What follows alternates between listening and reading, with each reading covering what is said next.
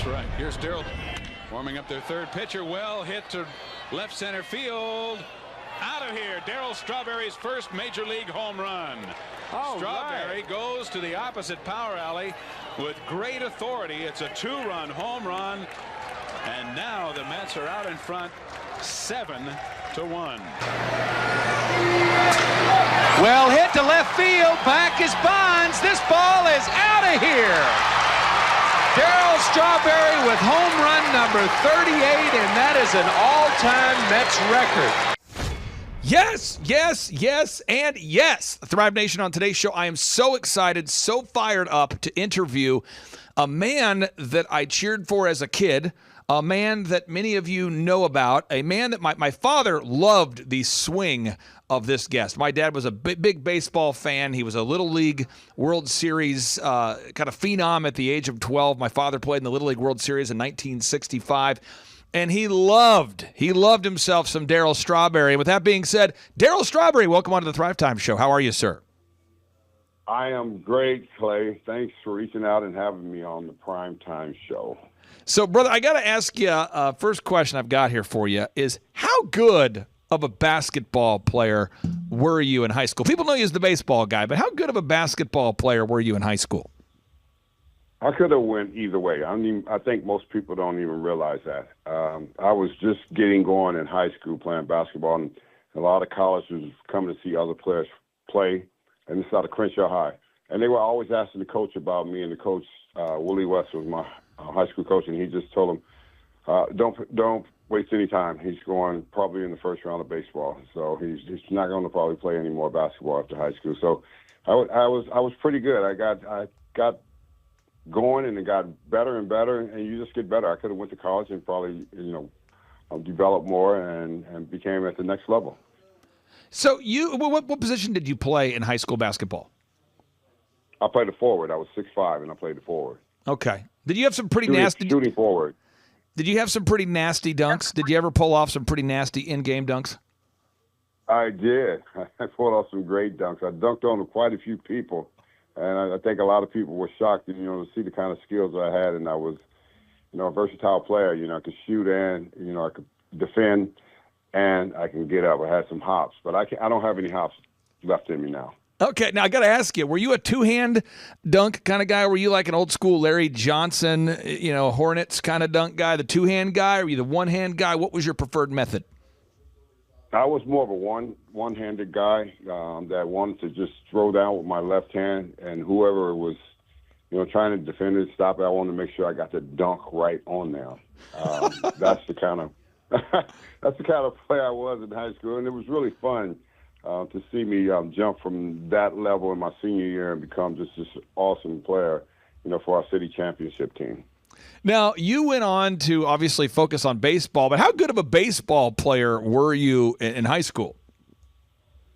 Baseball came very easy to me, not just only in high school. I mean, at the beginning of Little League, and, at the age of, I think I started late. I didn't get on the fields till about 15, 16 years old, and I started to really blossom in that in such a different way. And a lot of coaches saw me and they were thinking, man, this guy's great. I was a left-hand pitcher and throwing curveballs, and they was like, don't throw curveballs, you're going to hurt your arm. And I got off the mound. I didn't really want to stay on the mound. And I played in high school. I played right field and I pitched a little bit. Had some really good, fun high school baseball in Southern California at Crenshaw. We played against Pacific Palisades, Jay Schrader. He was a quarterback for the Redskins or the Raiders, and we played against him in high school, and we played against Elway in '79. John Elway. We lost to them in the city championship in baseball in my junior year in high school. And most of the scouts didn't realize I was a junior, and they asked the coach, "Hey, who's the linky left-hander you got?" He goes, "He's a junior." He goes, "He's a junior," and he got another year. And then I came back my senior year, and then it was like 50 scouts out there my first game to see me play in my senior year of baseball. And how would you describe your baseball batting stance? How would you describe your approach to, you get behind the plate, everyone's kind of got their own, for anybody out there who hasn't played baseball before, as a baseball player, a lot of times players will develop their own routine, their own kind of mindset. What was your approach when you would step up to the plate? I'm the man. Be as confident as you can in yourself. You know, some people say it's cockiness. No, it's not. It's confidence. It's believing in yourself. Those that make it and want to become great at what they do, they're very, very comfortable in their own skin. You know, and that was me. I was very comfortable in my own skin. I was able to master myself as a hitter and have the confidence in that nobody was going to beat me, no matter what. Even if you beat me the first time, you're not going to beat me the whole game. Yeah, and then if I go take a 0 for 4 and I face you again next time, you're not going to beat me. So that's the kind of approach I had as a player coming through, little league and high school and getting myself into the minor leagues. And once I got to the major leagues, it was over because I developed the ability to understand the game, from the on deck circle and realizing, watching the game and watching the situations, because I always watch situations. And that's why I was a guy that hit a lot of home runs and drove in runs, because I knew that I was going to be capable of getting a pitch that I can drive out of the ballpark. So baseball was your thing. You're doing well from the outside. People look at you if they look at the veneer or the epidermis or the surface level. I mean, you're a star athlete. You got the world. What's going on at home at this point? I mean, could you describe your family situation growing up? Were your mom and dad both home by 5 o'clock? Were your mom and dad there for dinner every night? What was the home situation like behind the scenes? Well, basically, I was raised by my wonderful mother, Ruby Jules Strawberry. She raised 5 of us by herself. My dad was a raging alcoholic. He came home for the last time when I was about 14, pulled out a shotgun, drunk again, said he was going to kill the whole family. Me and my brothers went into action. We darn near killed him. Had it not been for my mother getting us out of the house, we would have killed him that night. I always tell people it could have been a tragedy in my life before I ever put the uniform on. So I was already broken before I ever put the uniform on. And what people need to realize, that brokenness is real, and it runs in families.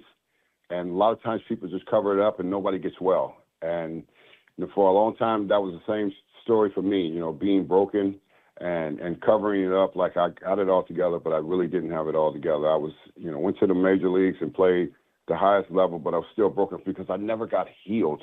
Healing has to take place in a person's life for real, for them to experience a real life. And I didn't experience that throughout my career. So I looked good from the outside, but my whole inside of who I was burning up and yearning for, who am I, trying to identify myself. That's why a lot of us, we cover up our life about who we are, and we pretend like we had this white picket fence we live behind. And that's not true. That's not a real reality. Everybody's got something. You got to go through something. We don't know why, but you have to figure that out. It is part of everybody's journey. And those that figure it out will get on the other side. But those that don't figure it out, they'll still be searching, trying to search for more. And that's why you see so many in the famous life. They always searching for more. And people say, well, what's wrong with them? They have everything. Having everything does not make you well. It just makes you have a bunch of stuff, and you got to pay more bills, and then you buy more stuff, and it's trying to fill that empty void on the inside. And so many of us will go in this life as a celebrity, and we will experience that. And some will come out, and many won't come out. They'll still be stuck in the same place with the wrong identity. So just to be super clear, if we can all visualize this, you're in high school, you are the best athlete or the most known athlete or one of the most prolific athletes for sure in your community, perhaps in the United States. All that's going great there on the outside, but on the inside, your home life is terrible. What would you do when you'd come home? At that point, were you experimenting with alcohol or any drugs during high school, or were you drug free at that point? Or just kind of walk us through what that was like at home. No, I came from the broken situation, and I always say lawlessness brings about brokenness, and keeps bringing a broken generation until somebody really get healed. And I wasn't healed at all. I was already smoking marijuana when I was 14 years old, and I was drinking alcohol because I was disturbed inside. I got kicked out of, I think, 4 junior high schools, and they just moved me on into high school after my junior high school. They just said, we can't take it anymore, his behavior and doing all kind of crazy things. And, smoking weed every day to go to walk to school. So after that process was over, then I went to high school, and I was still busy with the drinking and smoking throughout the whole time in high school. Not every day, because I was playing sports, and I would channel my energy into sports. I played basketball, baseball. So I had to be disciplined. My basketball coaches brought a lot of discipline in me. A man by the name of Joe Weekly and a man by the name of Willie West. They brought a lot of discipline in me. And then my baseball coach brought a lot of discipline, too. It was all black school, and he was a white coach. And he was the only white coach that I ever had, coming up like that. And he brought a lot of discipline. His name was Brooks Hurst, So I found myself coming to learn things through these coaches. And I think a lot of athletes have done that before. Coaches become your father figures. A guy by the name of Mr. Mosley, Earl Brown, all these guys I played with in the summer became father figures to me to help me navigate my way through this life of playing sports and trying to help me to become a man. I struggled with that for many years because my father used to beat the living crap out of me and said I would never, ever amount to anything. And I believed it until I actually put the uniform on. Then I believed that I was great at what I wanted to do as far as playing for Crenshaw High, basketball and baseball, and then going on from there, being drafted and getting settled into the professional sports.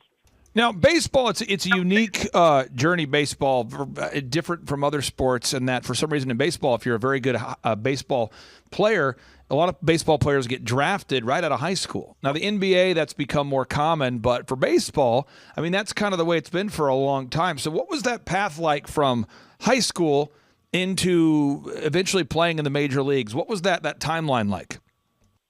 Well, that was a great in-between, Clay. It was leaving high school at the age of 18 and being drafted #1, signing with the Mets. On my way to rookie ball, my first stop would be coming from South Central L.A. to Kingsport, Tennessee. Now, you can imagine that's a culture shock right there. You're coming from where I came from, it's in the middle of nowhere to Kingsport, Tennessee. But it was a great experience for me, and I had a great manager in my rookie year, Chuck Hiller, who helped me get through that situation of being away from home and learning what baseball was going to really be all about at this point in time. Excuse me. But I went from the next year, in 1981, I went to Lynchburg, Virginia. Oh, my God, that was a really culture shock right there because I had to deal with some really, really nasty fans, calling me boys and this and the N-word and saying that you're not that good, and my manager was Gene Dusan. He just kept me calm as ever not to look up there. He just said, do not ever look up there. He says they're ignorant. And because he knew if I looked up there, I probably would have ran up there with my Louisville Slugger and probably started eliminating people, and he didn't want that to happen. So I had those coaches lined up in place for me during that time to get to where I needed to get. Then in 1982, I went to Jackson, Mississippi, and I played with Gene Dusan. He was my manager again. And I became a baseball player that year. I hit 34 home runs and stole 45 bases. And I think the Mets organization was just thrilled. They said, we got the right guy. He is our guy. He's going to be the elite player to come to the major leagues one day after they saw that 82 season. 83, I started off in AAA called Tidewater. I stayed there a month, and then I was called up to the big leagues. Now, hear me out. I get to the big leagues at the age of 21, and I'm playing and I'm struggling. And I'm supposed to be at the ballpark early. My hitting coach is Jim Fry. I'm supposed to be at the ballpark at 1 o'clock. I show up at 3 o'clock. Jim Fry is a small guy, and I'm 6'5". And when I got to the ballpark at 3 o'clock, he got in my face and said, kid, I am never going to wait for you again. If you ever want to be a great Major League Baseball player, you will be at this ballpark early every day. He challenged me in a way that I just realized, man, I don't care how talented I am. I need to be here early. I need to be working. And I did from that point on throughout the rest of my career. And I would go on to have a great career, Rookie of the Year, 4 times World Series champs, All-Stars. I do all that. Jim Fry is passing away, and somebody ran into me and said, Jim Fry was your hitting coach, and he loves you. And he you love him. And I said, yeah. I said, do you have a number? He's sick. He said, yeah, he's close to dying. I said, do you have his number so I can reach him? He gave me his number. I called him, and I said, Jim, Darryl Strawberry. I said, he's like, what's up, kid? I was like, I just need to tell you thank you. Thank you for not giving up on me. Thank you for helping me. Thank you for encouraging me. Thank you for believing in me. And thank you for teaching me how to be a Major League Baseball player. I said my career went on to be successful because of you. It's not just because of me having talent. Yeah, I had to do it, but it was because of what you gave me. You gave me some valuable principles about how this works. See, and that's what's important and what a lot of people don't understand other people. You don't just make it yourself. It's the people around you. My number is retired and hanging up at Citi Field. Nobody will ever wear number 18 again. And that's because of all these coaches that I just talked about with you, and Davey Johnson and Bud Harrelson and Bobby Valentine, Bill Robinson. All these guys had a great impact on me and led me to be the kind of player that I turned out to be. You know, I'd love to interview you for 8 consecutive hours because there's so much to unpack, but I want to respect your time. So I have two follow-up questions on this here. I have found in my life, in the world of business specifically, that amateurs do not have coaches and professionals do have coaches. You know, so when you look at a guy like Kobe Bryant, who played at the top levels of the NBA, or you look at Michael Jordan, these guys both had a strength coach. And a lot of people don't know that. I mean, these people had Tim Grover was the strength coach for both Michael Jordan and Kobe Bryant. People look at your career and they see the success, but they don't see the coach that you had. Could you kind of maybe speak into someone's life out there who's maybe struggling in an area, whether it's, you know, accounting or sobriety or fitness or whatever area of their life where they need a coach, but they're resistant to being coached? Yes, I think that's because of lack of confidence. Most people believe that they have to do it all on their own, and nobody does it on their own. Great athletes don't do it on their own. We have coaches to help us, and that's the behind the scene. People just look at us run out there and they look at our performance and everything. Yeah, we're great at that, but you know what? Somebody been behind the scene pushing me to get to there, and that's what people need to do. Learn about their own self and business or whatever it may be you're trying to achieve. You can't achieve the next level just by yourself. You need somebody to guide you and help you navigate yourself through the challenges, because the storms of life is going to come. And when you get in the middle of the storm, if you don't have nobody there, you're going to drown. And I think that's why people don't achieve success most likely like most of us as great athletes, is because we have that behind, and we know that's our motivation right there behind us. And I think if people can relate to that and allow someone to be into your life, someone that's not going to sugarcoat it, someone that's not going to tell you you're great all the time, someone going to tell you need to get off your butt, you need to hustle, you need to work hard. And if you do, you will be able to achieve. That's what most people don't have. And I think that's the challenge of most people. If they challenge themselves to allow somebody else be a voice inside of them, then they can become all that they want to be. Now, follow-up question I have here for you about baseball for a second. I want to get into this.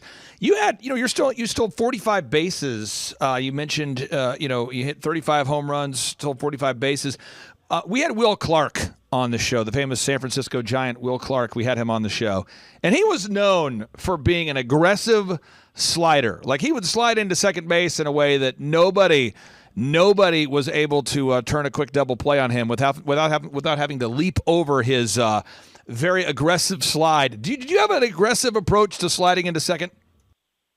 Oh yeah, I'm going to tear you up. I'm going to kill you, even at the plate. If you're a catcher and you're blocking, I'm going to run you over. That's the nature of baseball.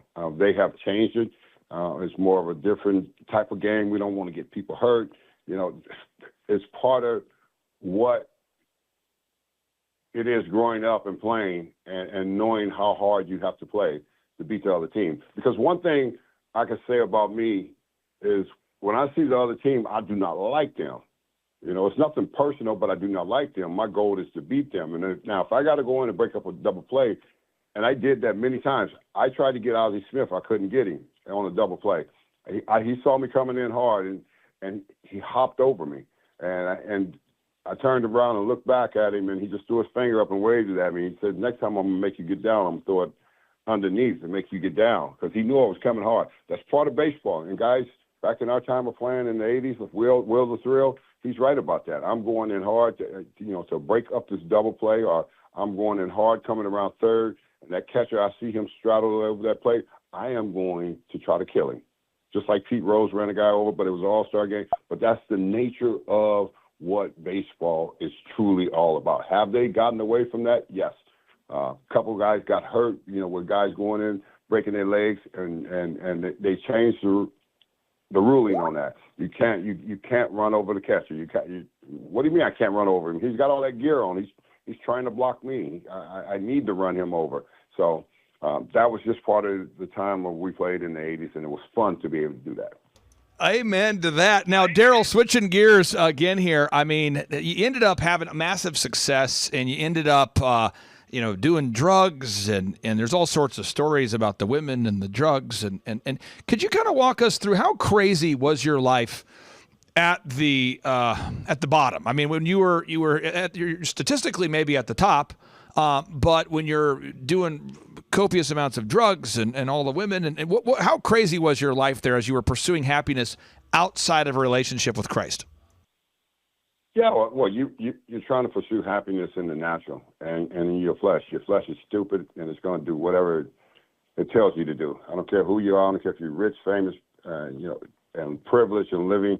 You have a tendency of doing whatever you want to do. And I always tell people, so you can pick your sins, but you cannot pick your consequences. The consequences of life is real, and the life was crazy. The life was fun. And people say, well, why was that so different? It was because I was a sinner, just like everybody else. What do sinners do? They sin and get lost. You're lost in everything that's out there. Worldly things, women, drugs, money, fast life. And then it's not until you come to a place of being changed and transformed. And I wasn't transformed when I played baseball. I was just a baseball player. I had a uniform on, but that didn't make me a man because I didn't realize what a man's supposed to be like. Because they tell you, well, you rich and you famous, or you have everything, you can do whatever you want. That's not a real reality. I think they filter you through all that and make you believe all that. And when you do, you see it and you get there.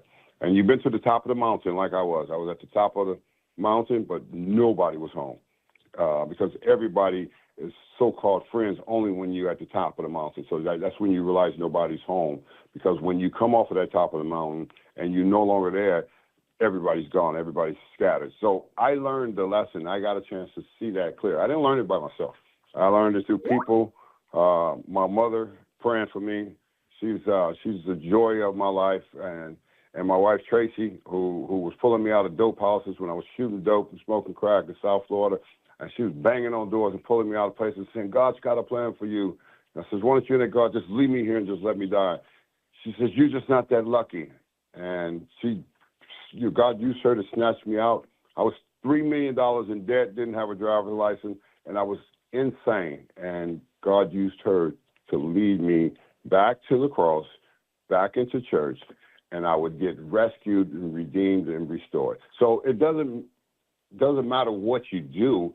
It's a point of knowing who you are in that particular time of your life. Most people will never identify who they are, what's wrong with me. What's wrong with me is I'm broken and I need a savior. I'm not the savior. My money cannot save me. My house cannot save me. I need something greater than that to save my life. And I would eventually come to that because of my wife leading me back into the church house. Now, Darryl, I want to not want to celebrate this, but I just want to give it context because there's somebody out there listening to today's show that is an automotive repair guy. There's a plumber listening right now. There's a dentist. There's a doctor. There's somebody out there who has an occupation, but they are an active drug user. They're kind of like a closet drug user. There's someone who does drugs when no one else is around, right? They're kind of hiding it and they're dealing with it and they're kind of trying to. Were you doing drugs like before games, in games, after games? How prominent at the bottom were you in terms of drug use? I mean, how crazy of a lifestyle were you living? Because you were on a team with, Doc Gooden, Kevin Mitchell, so many great players. You're in New York, the Big Apple, the world's watching. You're some of the best players in America. Were you guys doing drugs pregame, during the game, after the game? How crazy was it? No. One thing most people don't understand, people talk about people using drugs. You become addicted to it, and you become an addict. And it's not the last thing. in the world just because you're an addict. You know, so many people suffer from it. It's an addiction. No, I would never do drugs when it was a game. When I was performing, I was performing. I was natural. You know, I didn't have to use drugs. I had to use drugs once I got off the field. You know, when I went out to the nightlife and drinking and drugs and women, all that becomes a part of it. You know, the average person will be like saying you're a loser because you did drugs. No, I'm not. You know, you know how many people have died from doing drugs? They didn't win the battle. I'm still here. So I won the battle, and it wasn't about me, using drugs to perform. Yeah, did I take amphetamines when I played? Yes, but I did not use cocaine or any of those other drugs when I was playing baseball. It was never a need for that. You know, what would I need that for when I'm on the field? When I'm on the field, when I was performing, I was in paradise. I was in heaven. And when I was off the field, I was empty. I was lost. I was broken. I was trying to fill the empty void with all these other things. You know, drugs, women, cars, money in your pocket, jewelry, whatever players or a doctor or a plumber or somebody think they're hiding. You're saying they're hiding. You're not hiding. You're hiding from yourself. You know, if you're using, that's just the way it is. I mean, I was no different than anybody else that's thinking I'm hiding and nobody knows. You know, and you know it's a problem. And it's not until you decide to fix the problem and get the proper help that you need, which is there, which is available, and it's through other people, and it's not through you having the knowledge to fix yourself, because you cannot, because you constantly continue to go back and still use drugs and drink alcohol when you know it is deadly for you. Now, Darryl, your friend and mine, Mayor Rudy Giuliani, he speaks so highly of you. And I know he always has told me that you were a great guy. Like, you were just a great guy, and he really wanted to see you do well. And there's been a handful of people that I've met over the years that claim to have known you and known you well. And everybody said that, you know, Darryl was a good guy. At his core, Darryl was a kind person. You saw the way he interacted with fans and teammates and media. He was a kind person. But then he was fighting this battle. And so for somebody out there that's maybe feeling like they can't overcome that battle, can you walk us through what was your transformation like in terms of finding Christ? And maybe you could tell us more about how your wife led you to Christ, because I want to really fill somebody's mind here with hope that no matter how bad it is, they can actually overcome these things.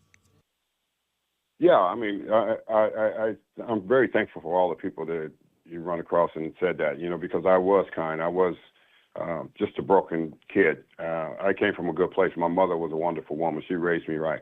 I'm the one that made the decision to live a heathen lifestyle. And you pay a price for living a heathen lifestyle, no matter who you are. But being able to get over it and become the person that I am today, it has to do with my wife leading me back to church, you know, and having me sit in church for 7 years and go through discipleship. A lot of people don't believe that God can change you. Well, God is always in the business of changing folks. He's done it so many times. He was doing it back then when he turned Saul into the Apostle Paul. So he got a hold of me and through that period of 7 years of discipleship, and he changed my heart, and he changed my direction. He changed the course of my life, that I would work for him and I would not work for man. I got the greatest job working for him, because the thing about when you fully come full circle and you commit yourself to Christ and make yourself all the way in, and you don't straddle the fence. You don't be wishy-washy. I was wishy-washy like everybody else, like a lot of athletes get on TV and say, I want to thank God, but then after the game's over, you're somewhere in a club drinking and doing the electric slide. That's not following God. You know, following God is a commitment of coming from out of the worldly things, and that's what happened to me with my wife and when I got in church, and I sat those 7 years, and I had to learn who God is. You know, and I think most people don't want to learn who God is. They want to know who they are. But if you learn who he is, then you'll learn who you are. And that's the message to somebody out there. You have to learn who he is so he can show you who you are. He cannot show you who you are if you're not in a relationship with him. It wasn't until I got in a relationship with God, then God revealed to me who I was and the purpose of my life. The purpose of my life was not baseball. That was just a platform. The purpose of my life is what you're seeing today. Darryl Strawberry, the evangelist, traveling in the nation, preaching the gospel, winning souls. There's a great purpose for all of us that he created us to do his will. A lot of times people entertain their own will and their own selfish ideas of saying, look at me. It does not last. I don't care if you have everything. Eventually, you're going to end up feeling that loneliness and despair and that brokenness on the inside. And you're going to try anything to try to fix that, and you can't. I tried everything. And it wasn't until I came to the symbol of the cross. You got to understand the symbol of the cross. The symbol of the cross, Jesus hung on that cross. What folks don't understand, that Jesus is a holy man. There's nothing lacking in him. There's nothing short in him. And when he hung on that cross, then he shed that blood for us. He shedded it so that we would be able to experience this life of his blood that he would pour into us, that would purify us and liberate us and bring us to a great purpose of living and fulfilling the promises over our life. We all have that promise over our life. It's just a matter of entering into it. One of the things, and again, I want to respect your time, but I'm infinitely interested in you sharing your testimony here.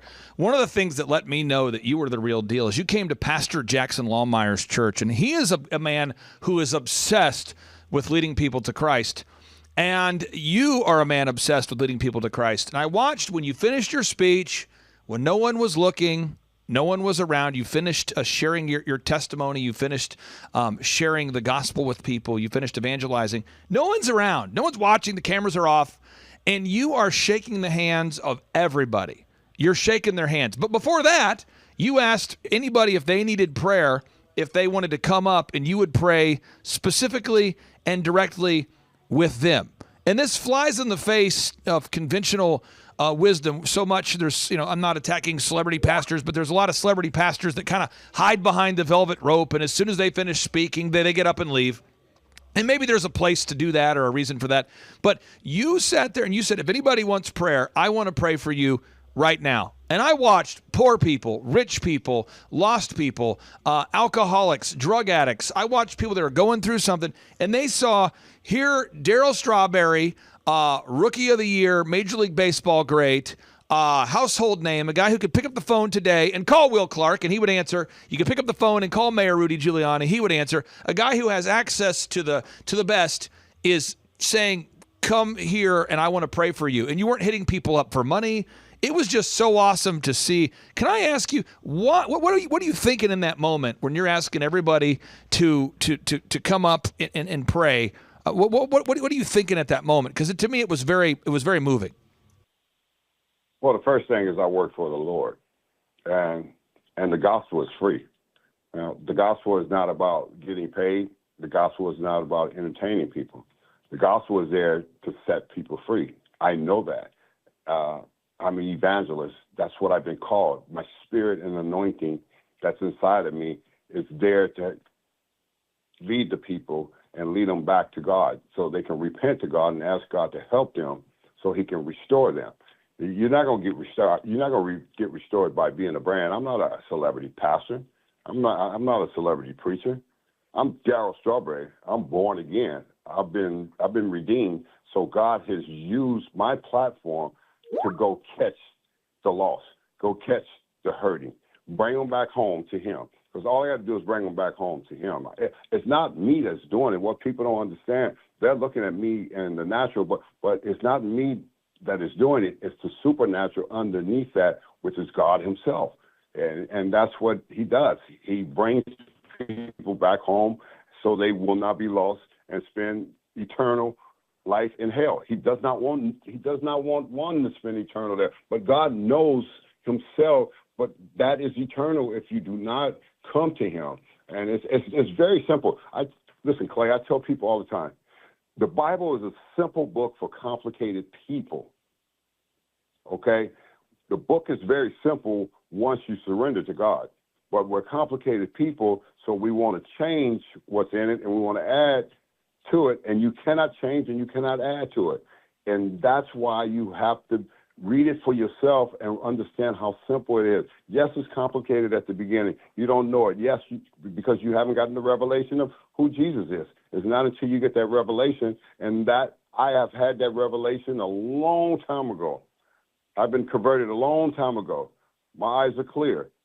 It's not about me. I'm not a brand. I'm about the souls that are out there. Souls are being lost. Souls are, because they're not being taught the right way. They're not being taught how to come to Jesus and not just come to him, but going through a follow-up and getting discipled so you can experience Jesus for yourself. So many people get lost. My goal is that none get lost. Lord, please use me mightily for your kingdom to win as many as I can before I get out of here. I don't care about anything else. I care about winning souls. Sir, two final questions for you. My question here, first one is, for anybody watching this show or listening to this show or consuming this content and however they find it, what do you say to somebody who's out there pursuing happiness outside of pursuing holiness first? Somebody who's seeking the happiness that the world offers, the superficial happiness, the things, the cars, the money, the fame, outside of a relationship with Jesus Christ. Happiness is not in stuff. Happiness is in holiness.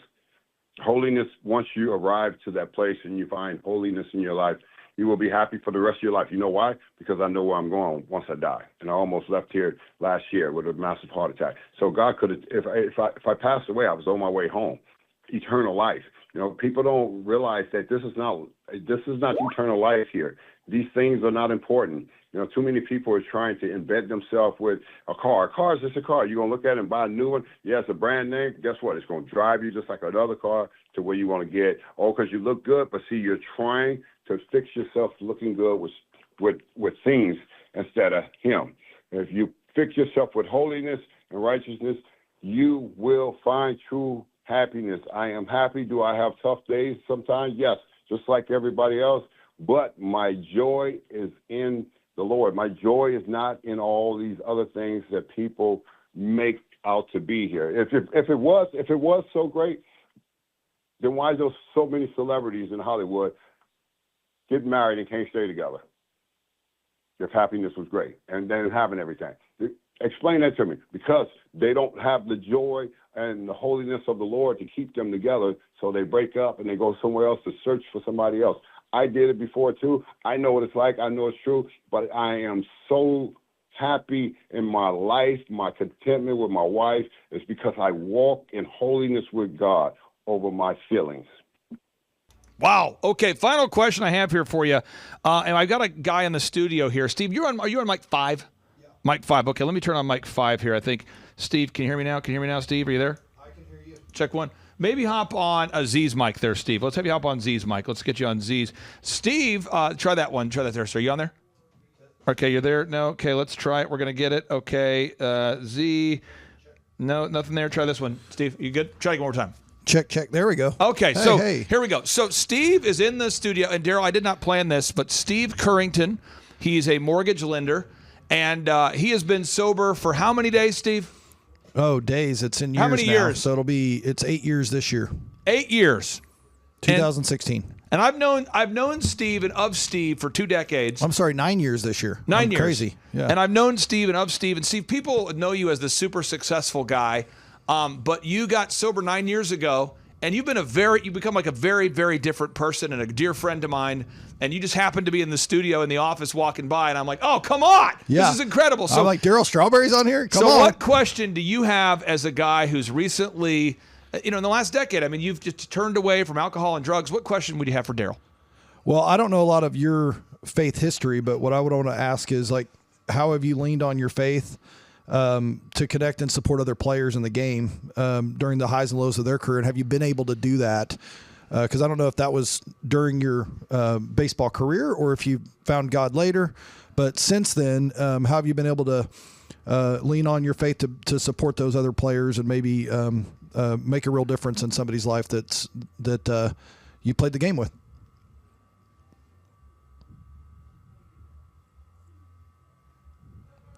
Darryl, did we lose you? Did I lose you, Darryl? Oh, you're right back. That was weird. Darryl, can you hear me now? Okay, go ahead. Okay, Darryl, Okay. sorry about that. Okay, so Steve, maybe I'll have you reset that question there, sir. Okay, yes. So I don't have a lot of history of like your faith and when you started and all that, but I just wanted to ask, how have you leaned on your faith to connect with and maybe support fellow players during the highs and lows of their careers? And have you seen it make a real difference in someone's life?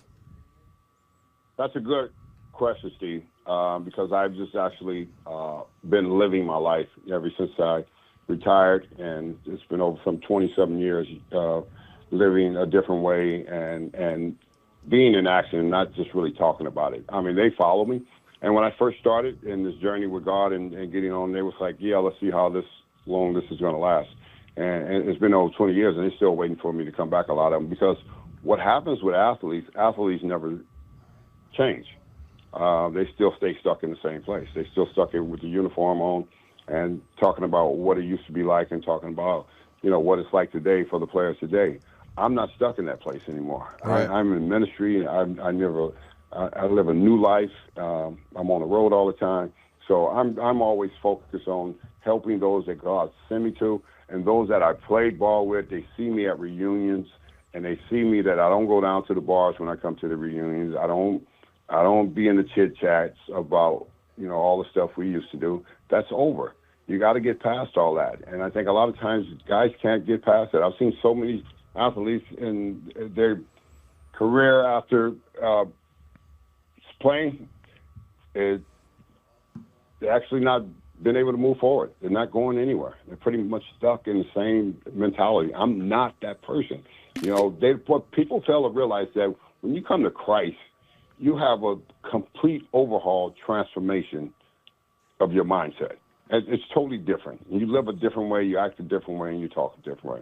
People don't understand, how can you do that? Well, I've been transformed, and I can't, a lot of times you can't explain to guys that you played with because they don't have the belief system like you. And that's what I run across.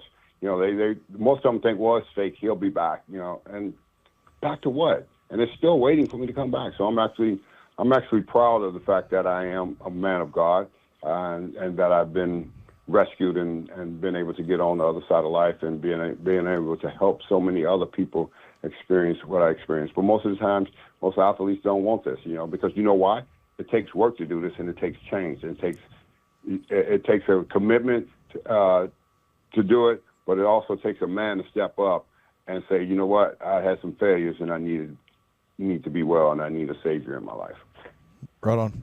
Awesome. Darryl, I cannot tell you how much we appreciate every second you've invested in our audience today. Thank you for all you do. Is there a website that people can go to learn more about your ministry? There's somebody listening to today's show that would like to hire you to come speak to their church or come speak to their group, or they'd like to bring you in or maybe connect with your ministry. What's the best way for people to find the ministry work that you're doing there, sir? The best way is to findingyourway.com is our ministry. And you can go to Darryl Strawberry 18 on Instagram, because I post a lot of things that I do, and it's most of it is my faith with God, and walking with God, to encourage people and help people grow. Findingyourway.com. That's the website, findingyourway.com. That's Darryl Strawberry. Sir, I appreciate you so much. Have a blessed and great rest of your day, sir. All right. You guys too, Clay. Thanks. Take care. Bye-bye. Bye. One of our accountants had said, you've got to meet this guy, Clay. So we ended up meeting with Clay, and he's helped us go from right before we opened the third location now to 6 locations. And so we've more than doubled our revenue. And these are ground up build gyms. And so it's not, the barrier for entry is pretty high. It's 20 plus staff at each location. So yeah, it's been a lot as far as running systems, checklists, workflows, who does what, when and how, training us on that. Clay's helped a ton. We would not be where we're at without him. So huge win. Charles, from an ROI perspective, if someone's going to look at it and go, return on investment, I pay you $1,700 a month. Will I make more money than I'm paying you? How would you maybe tackle, or how would you respond to, what kind of return on investment have you seen for the $1,700 a month you're paying? Well, for example, Clay has got, there's no better business coach in the world that has the way he works, the way his mind works. But he's also got a team of other business coaches that have worked in lots of different industries. So he's worked in every industry. His staff has worked in every industry. He's got videographers, web designers. I mean, just for the fact of like just the website alone is worth the 1,700. Just the ability to take any of their proven systems, whether that's a marketing thing or whether that's a staffing thing, like one thing done in the month it was pays for itself. And then to understand this, there's a part of where, you know, some week you may be like, well, you know what, I'm not getting a whole lot out of this call. But the bottom line is, it's like when you read the Bible, there's times you're just reading it and then you're like, you know what, and then you read it that one time and it's like God really speaks to your heart. And the whole truth is, it's like there's no way that you can get that kind of value for $1,700 to have a whole team of coaches, graphic designers, web developers, anybody that has that type of knowledge, you know, in your back pocket. And then and the whole thing is run your business with being somewhat conservative. Make sure you don't run it to the edge all the time. But by doing that, you have that skill set. You have those tools on your tool belt. Yep. And I just think it's just like the cost of doing business. Like just understand it. That's what I think there's sometimes the payment we make, I feel like, is peace of mind, even because there have been multiple times throughout the years that we will either be butting heads on something. We're super confused about something. We're fearful about something in the market's changed, and it's a quick call to Clay. Well, Thrive Nation, it's a very special occasion because a lot of times on the Thrivetime show, I get to interview people that I am friendly with or have an acquaintance with, that kind of thing, and I enjoy that. But it's really an honor whenever I get to interview someone who I consider to be a friend or people that I consider to be friends of our family.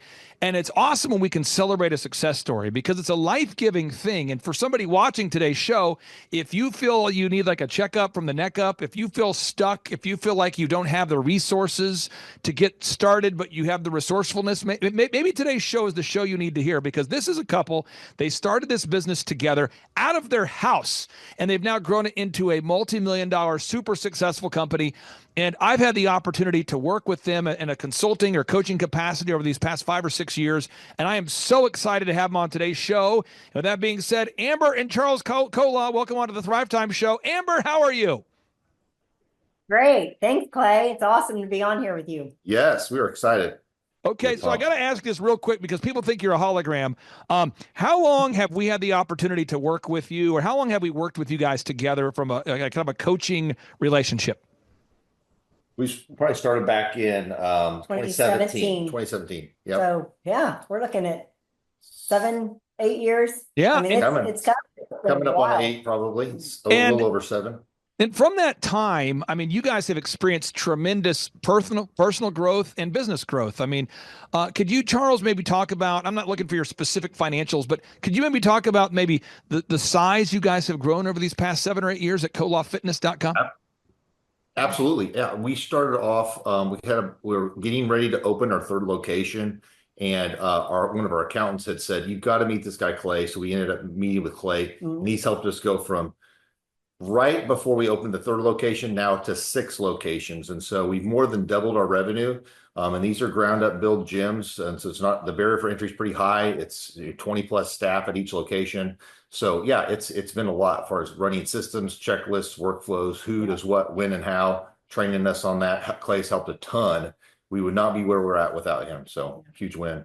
Now, I'm going to ask you guys this story because I want you to be able to encourage somebody. I'm not sure who's going to watch this show, but I view every show as kind of a message in a bottle. So somebody's watching this show and they're going to relate to this story. I'm going to let Amber go first because I think she'll maybe have a less rosy view of how it was. But you guys started kolafitness.com doing personal training to individual clients in your actual home. So like your living room was where the squat rack was, or the bench press was in the kitchen, or Amber, what was that like when you started kolafitness.com?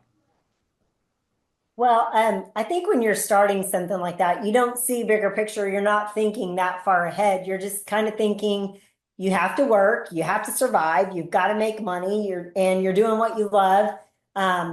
And so with that, it was kind of more as of a survival. And also, we couldn't afford furniture to go in our formal living room and formal dining room. Yes. And so we were kind of stuck in a situation where Charles needed a place to train and he had a full clientele.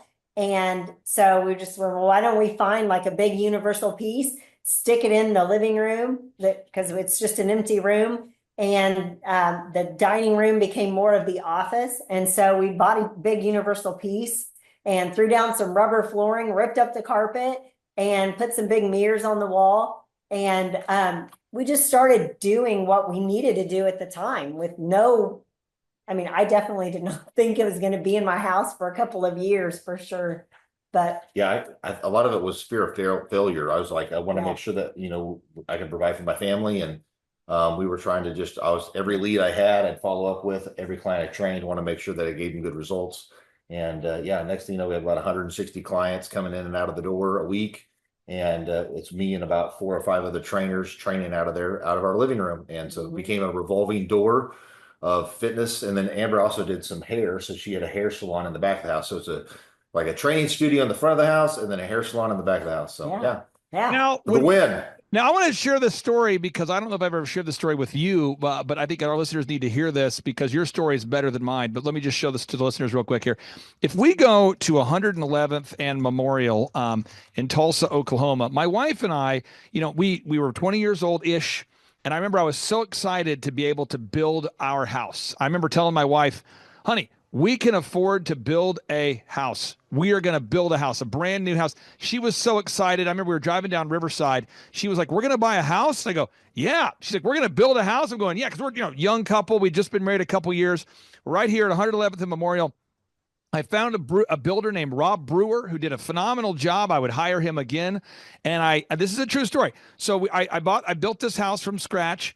And so my neighbor comes by, Wendy, God bless her. I'm not going to mention her last name. Wendy comes by and she's like, hey, what are you doing? I go, what do you mean? Because I'm having like 40 couples a week that are walking up to my front door, hanging a right at my office. And not kidding, there's probably 8 DJ vans in my backyard. And she's like, what are you doing? And I'm going, well, what do you mean what I do? She's like, this is a residential neighborhood. What are you doing? And I said, well, I'm running a business. She said, you can't run a business here. So I had back here in the backyard, no kidding, I had 8 different vans back there. And then neighbors kept asking me if I was running drugs. I mean, people were concerned because the first DJ would come to load up gear at 4 in the morning, and our last guy would come home at 3 in the morning. And it was just a wild thing. So I got to ask you with the gym, Amber, how early were people coming to work out, to do squats and bench press and cardio? What time were they showing up? How many people were showing up? Oh, yeah. So Charles he's relentless and he'll fill any hour he can. And so he would start as early as 5 a.m. with his first client. And, sometimes it would last until about 10 o'clock at night.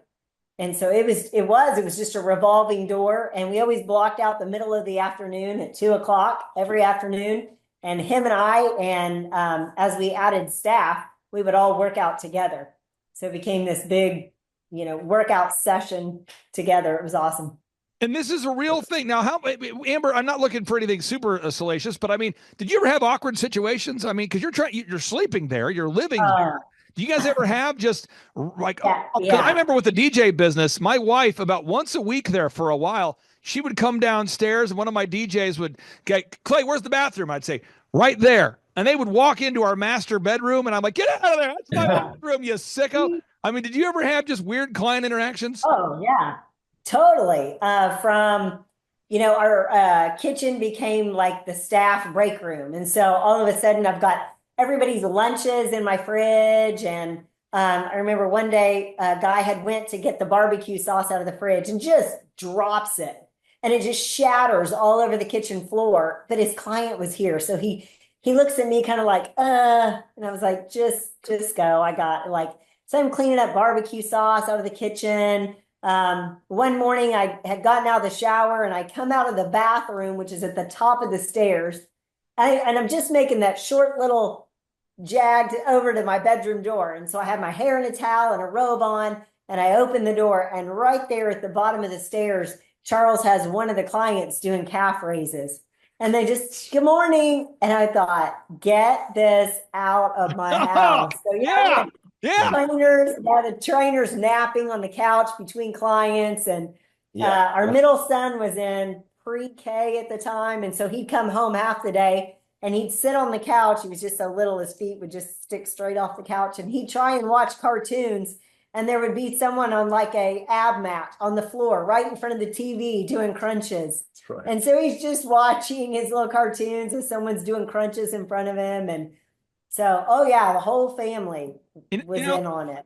I just remember when I was building DJconnection.com, I would train my DJs out of my house. So we would practice announcements like, ladies and gentlemen, coming up in just a moment, we're going to introduce the bride and the groom. Once again, ladies and gentlemen, get ready for the intro. And we would practice, ladies and gentlemen, coming up next, we're going to be cutting the cake. Once again, we got the bride, we got the groom, we got a knife. It should be exciting. And I'm practicing, and they have a script, and I'm practicing. So adult males are in my house, and we're practicing introducing, because, we grew DJ Connection to do 4,000 weddings a year. So I'm training 30 disc jockeys every week. So Havana, my oldest, who's now 20, she starts running around in the office going, ladies and gentlemen, coming up next, the cutting of the cake, because she had heard it so much. She's like, ladies and gentlemen, coming up next, the Soul Train line. She knew, because it was like, and I don't think if you're watching today's show and these stories, you can't relate to it. That's okay. But I'm just trying to make sure we're getting this idea. This is a real couple that I would now classify as a super success story, but they had to start somewhere. And it's not about resourcefulness. It's not about resources. It's about resourcefulness. Again, it's not about resources. It's about resourcefulness. Look at the backyard. I turned half my backyard into a concrete slab so that we could park all the vans back here. I mean, look at all the trees I planted to block the view. So now you look at Koloff Fitness and you go, wow, this is a super successful company. Wow, I want to be the next Koloff Fitness. Wow, these guys are really doing it. I want to be a KoloffFitness.com. I'll get the website to pull up in just a second. And people always come to me and they say, Clay, what do I need to do? What's the most important thing? I just had a guy today, huge ministry, multi-million-dollar, massive ministry, called me and said, what's the one thing I can do to grow my ministry? And I said, buddy, I'm going to send you today's show. There are 14 things that we need to do, and a lot of details on those 14. So we're going to go step by step on today's show. I'll go back and forth between Charles and Amber, and for sake of time, we'll just go back and forth rapid fire. So here we go. And Charles, by the way, you get 60 seconds on the clock for each answer. So here we go. Box number one, you have to figure out your revenue goals. You just have to know your revenue goals. You have to know your revenue goals. What are your gross revenue goals? What are your weekly revenue goals? What are your annual revenue goals? You have to know your revenue goals. Charles, why do you have to know your revenue goals? Yes, you have to know your revenue goals so you know if you're going to be making money or not. And for us, we want to make sure that we're staying bankable, that we can open more locations. Our gyms are a ministry for us. We want to make sure that we continue to expand and making sure we got at least a 20% profit margin off of all of our expenses to income over expenses. And we know how many memberships we have to sell. We know how many clients that we have to service to hit those goals for our set overhead costs. And so you got to know how many units of items you have to sell every week, every day. And so we track that stuff. And for us, we have a lot of it's recurring revenue. But the whole point is we want to make sure that we have enough of the payable, viable buyers in the system to continue to grow. And you track this stuff. And so, we've got wonderful members of our team. We've got a young member of our team named Natalie who's learning all of this because she's, developing into a coach. And when you work with a new client, a lot of times the client's going to have a bias to focus on just marketing, just branding, but you have to know these numbers. Amber, anything else you want to talk about as far as the numbers? Because I know your husband is passionate about fitness and you are as well, but why do you have to focus on the numbers and not just marketing or not just branding or not just social media? Why do you have to focus on those numbers? Well, I think the numbers, it's like the steering wheel that steers the ship. I mean, if you don't understand the numbers, you have no idea where you're going. So I think that's probably the biggest thing. Like it leads the whole way. And I think a lot of people tend to do, I'm going to do the marketing, or I just want to perform the service. I think a lot of it because people are scared of numbers. I think they feel like numbers are overwhelming and they try to make numbers way too difficult. So I think that's the biggest. This is such wisdom, folks. I'm telling you, if you're not familiar with KoloffFitness.com, go to their website. These guys give away a Bible. Every time they sell a new membership, they set aside a portion of the funds to give away a Bible to first-time members at their gym. It's a ministry. It's a business. It checks all those boxes. Let's move on to box number 3. Define the number of hours you're willing to work. Now, Amber, you happen to be married to a man who's willing to work every hour of the day if need be. I will say this, though. Most of my clients, if I had to think about my 160 clients I work with, and I had to think about the average client, 90% of them are not willing to work as hard as you guys. Most of my clients are willing to work 40 hours a week or 50 hours a week. Some will work 60 hours a week, but nobody is willing to go sprint from 4 a.m. to 8 p.m., 10 p.m. every day if need be.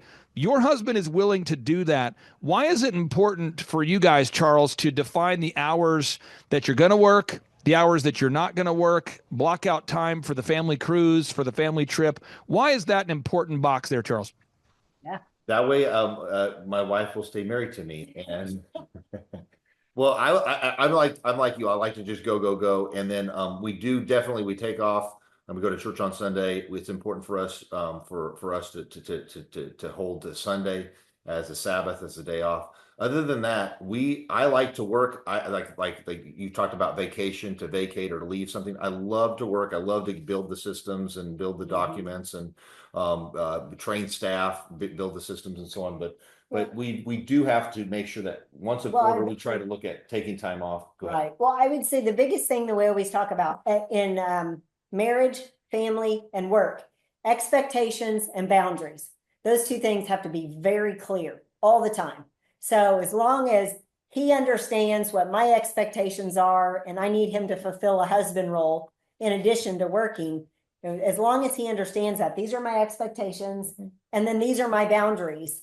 And as long as we communicate that, then we're good. I'll say one more thing is that for us, we've kind of at the spot to where, we just work on the business, not in the business. So we don't actually do the day-to-day stuff, but we work on the business systems, checklists, workflows, training, coaching people remotely because we do live in Florida. Our clubs are in the Midwest, Oklahoma, Texas, Missouri, and Kansas. And so running remotely and running all that stuff, we've got to kind of say, how do we want to live our lives? Like you'd say, Charles, how do you really want to live it? You got to kind of map out and clearly define that. For us, Tuesday, Wednesday, Thursday, those days are just all in on Zoom calls, training, coaching, working with staff. And so those days are really, really full days. And then the rest of the time, like on Friday, Saturday, Sunday, Monday, those are all lighter days that we don't block in a lot of meetings. It's like no meetings that we plan, but I'm still working on things that I want to work on, but I'm not leveraged to having to. So I've kind of created my 3-day work week that's like super long, and then the rest of the time I don't have meetings, I don't get held hostage on a lot of stuff, and people have to kind of have a gatekeeper to get to me. But other than that, that's how I've tried to map that out so that I can continue to mastermind and kind of grow the brand and have some meta perspective on how I want to continue to grow. So there's so much. Again, for folks, if you want to learn entrepreneurship, this is real people. If you're in the Florida area and you're looking for a job, if you're in the Joplin, Missouri area and you're looking for a career, not just a job, Kolaw Fitness is a company that's going places. I'm not prophetic. I'm not claiming to have some view of the future. I just see patterns. And I work with clients and I help them implement patterns that work. And I also know of the clients that'll work. Nothing works unless you work, right? So nothing will work unless you work. And I look at the Kolaw family and I look at the fuel that you put into the business and the diligence that you bring. And I'm telling you, folks, this is a brand that's going somewhere. If you're looking for a career, check it out, kolawfitness.com. Box number 4 and 5, these kind of fit in together. Box number 4 is you have to determine your unique value proposition. That's a unique thing. But what is it that makes you unique? What is it that separates you from the competition? If you're watching today's show, let's think about your website, your print piece, your auto wraps, your business cards. Let's think about everything about your business. Let's think about the sights, the sounds, the smell, the ambiance, the employees you have. What is it that makes you different from the competition? What is it that makes Chick-fil-A successful when there are many other fast food chicken restaurants? What is it that makes Quick Trip super successful when there are so many gross, nasty, dirty convenience stores? What is it that makes Chick-fil-A successful? What is it that makes Quick Trip successful? What is the secret sauce that allows Brad Stevens, the coach of the Boston Celtics, to bring out a winning lineup year after year? Brad Stevens took a dysfunctional Butler College basketball team and turned them into a top 4 basketball team. Think about this. He took a college called Butler the size of Oral Roberts University and took them to the Final Four multiple times. And then he takes that same recipe and goes to the NBA and they win a championship, and he's putting out a winner year after year. What is the secret sauce that allowed Phil Jackson to win year after year? Michael Jordan couldn't win a championship without Phil Jackson. He played a lot of seasons without Phil Jackson. He only won his championships with Phil. Kobe Bryant never won a championship without Phil Jackson. By the way, Kobe Bryant played a lot of seasons without Phil Jackson. What is that magic formula? A big part of it is you have to understand your unique value proposition. So, Amber, what is it that makes Koloff Fitness unique versus other, fitness companies? Oh, for us, it's culture, hands down. It's culture all day long. And we worked really hard at our first location to set the culture and make it what we wanted it to be. We wanted a fitness center that everybody can be a part of. And I mean, not everybody likes it. But it's definitely our culture. And that was something we knew we had to be able to duplicate when opening other locations. And so that is probably the number one piece that we train, develop, encourage, that we're the biggest part of the company that we are still a part of is the culture part. Yep. And that's the big part. I'm going to just kind of jump on a little bit more. We're unapologetic in our Christian component to that. Think if Planet Fitness is the McDonald's of gyms, Koloff Fitness is the Chick-fil-A. And what I mean by that is we are a strong Christian culture. We hire and we look for people that match that. They don't have to be a Christian, but they do have to align with those values. All of Christianity summed up in one word is the word agape. That's an unconditional love. We want to make sure that we actually hire people that are into customer service, that likes people. Serving. Who'd have thought customer service? We're going to find people that actually like to serve people. And so we really vet that pretty heavily on the front side, on the onboarding, with our, like our Christian culture. We play a video, we talk about who we are, we talk about the Christian values, devotion to God, discipline in living, denial of self, dream great dreams for God's glory, determination to stay this course. So the Christian side of it is kind of strong. So either people lean in or lean back. And so when we do group interviews, this is where you've taught us a lot of great systems. You see people lean in and see people lean back. So when everybody's on the boat rowing in the same direction and they really match that value set, the culture is just better.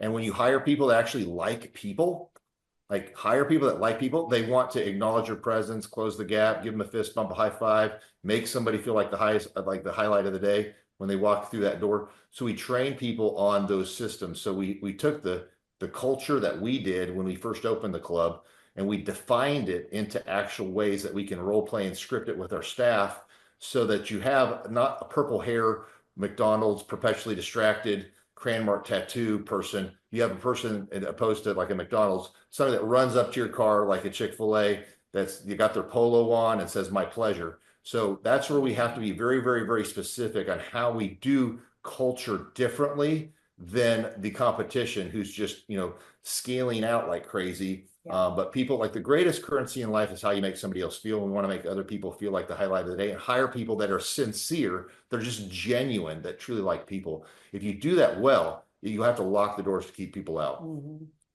I'm telling you, folks, this is so important. I talked to a guy the other day who applied to work for your business, true story.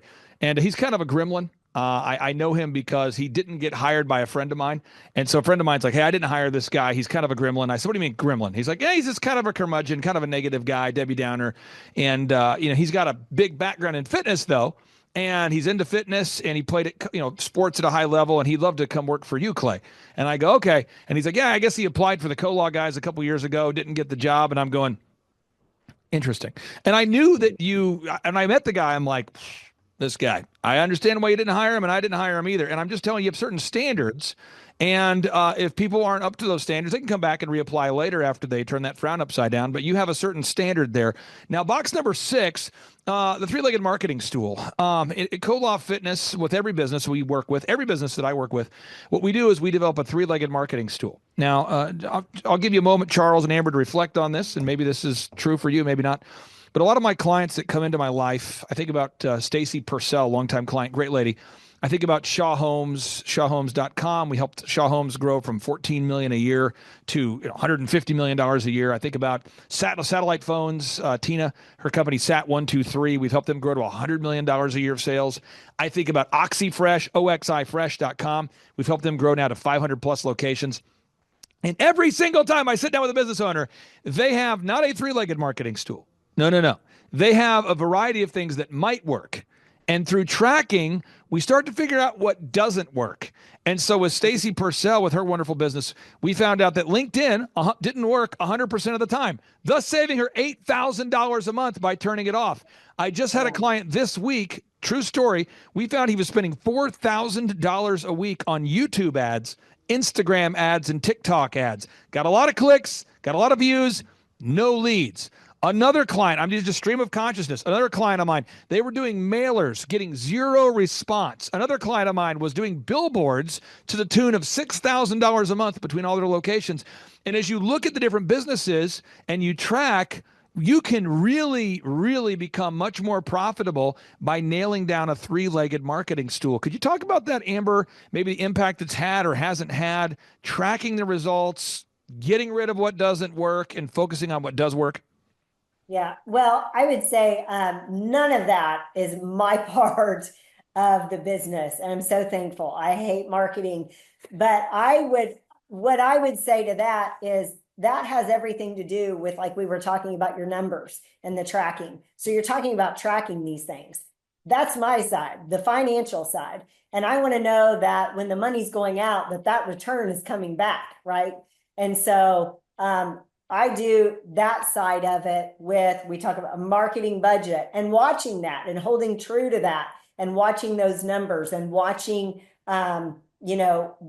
the revenue that comes back from that marketing. And so you may be able to talk more on the marketing. That's your. Yeah, no, absolutely. Well, we've tracked where they come from. Sometimes you do get clicks, or you do have, like, sometimes Facebook shows you make it, but it's really not getting people to walk through the door and convert people into members and convert people into higher ticket items. And so you really want to make sure that what you're spending money on is actually quantifying out into dollars. And so Clay's really been good with us to track that. We've done that for years. And so we can really kind of see in our industry, we market, in a 5-mile radius, really heavy. That's kind of our ideal and likely buyers within that 5-mile radius or a 12-minute drive time. We target those. We see what marketing works best. And a lot of times it's the same proven stuff that Clay teaches with a lot of his clients, is really seeing to making sure that you're dominating on certain platforms. And I can go into that. But the whole point is Clay has done it in every industry. And when we follow the system, track it correctly, we can monetize our marketing dollars a whole lot better. And so there's ways you want to get in front of your ideal and likely buyer. We make sure we got the right product offering in front of the right ideal and likely buyer. And the things that Clay's been doing with his clients over the last 7 years with us, it doesn't change much. There's a few little things that adjust, but it's a proven system, and that's what works. And we've done that. We've gone from 3 locations to 6, and we've more than doubled our revenue. Right. So it's been a huge win. Well, I think sometimes people want to market in a certain way because that's the cool thing to do. Like, I want to be on TikTok. Right. If TikTok doesn't pay me, if it's not paying my bills, I could care less. Yeah. I mean, I can watch TikTok on my off time, but I'm not going to put my marketing dollars into it just because that's what everybody else is doing. And I think another part of that is everybody has marketing advice for you. Everybody thinks they're some marketing guru, because they see ads. And I don't think that's true either. Now, I'm going to ask you this, Charles, and I'm not ready for your answer yet. I got to mentally prepare myself for this, but you do not have the ability to not be honest here. Okay. So a guy called me here today, and I thought, man, I'm going to send this to him right away. Okay. Guy reaches out to me. He's in the construction space. Okay. And he goes, this happens every day, by the way, but he says, what would a relationship look like if I hired you guys as my coach? If I hired you, Clay, and your team, what does that look like? And I said, well, we charge you $1,700 a month. So it's less money than hiring a minimum wage employee. That's what it is. We have a weekly meeting, and we follow a proven system. And anyway, and I said, we know there's accountability. There's so there's kind of three parts to it. One is we have a team that helps you get your photography, your video, your web, your search engine done for you, all those things. The second is we provide coaching down a proven path, and then the third is we have workshops every a couple months so you can kind of get a tune-up. And I said, Mr. Client, Mr. Potential Client, who I've known forever, I said, Clay Stairs describes me as the ass man, and he's like, the ass man. Ooh. And I said, yeah, Clay Stairs, longtime client of mine. He's been a client of mine for like 15 years. He literally tells people that I'm his ass man. And they go, what? He goes, Clay has helped me grow my company, claystairs.com. He's helped me get into political office. But he kind of is like an irritant who follows up on the same things every week until they get done. So I wanted to ask you, Charles, how would you describe what the coaching relationship looks like for somebody out there that's saying, what is it like to work with, specifically me and my team? Well, to shoot you straight, I mean, Clay's highest desire isn't always your comfort in that coaching. His highest desire is your continued development, that you do hit your goals for financial. And a good coach, think of a good coach. A good coach tells you what you need to hear, because he doesn't just care about the comfort in the room or the comfort of the conversation. He cares about your character development, your personal development, to becoming the better leader. And if you want to run a great company, you have to be a great leader. You have to be the avatar. You have to be the great person. And Clay has really pushed that in me. And for me, like I thought I've always needed that. And I was just like, okay, Charles, stay humble, stay coachable. And that's the biggest thing is most business owners, they don't have the ability to keep a humble, coachable heart and be willing to grow. When you work with somebody that has a proven system, they've worked in every industry, they've got a team of videographers, graphic designers, web developers, people that will help you build the back end of your business correctly, the proven systems of continuous hiring, of staff team, like group hiring, that you always have staff ready to go. Somebody in the bullpen, so I'll take it. You always have continuous training, staff. You're never held hostage because there's somebody that doesn't know a skill set. You can always replace somebody. Because if you don't create a system, you're going to be a limited resource. And Clay creates the systems, helps you with document creation, file organization, and make sure you got that stuff so you have a proven template. It's really more like a franchisable prototype that you can handle the lowest skill set. So great people are great, but Clay's been really good at shooting me straight. If you have a humble, coachable heart and you're willing to grow, and you take 2 or 3 action items every week, next thing you know, 50 weeks, 52 weeks in a year, you've got a bunch of systems. You got a way better website. You got checklists, workflows. You got staff following systems. You got backup for each position. Because if you don't have people in the bullpen, you're going to be held hostage. And so you want to make sure that you got the right systems, checklists, and personnel ready to go.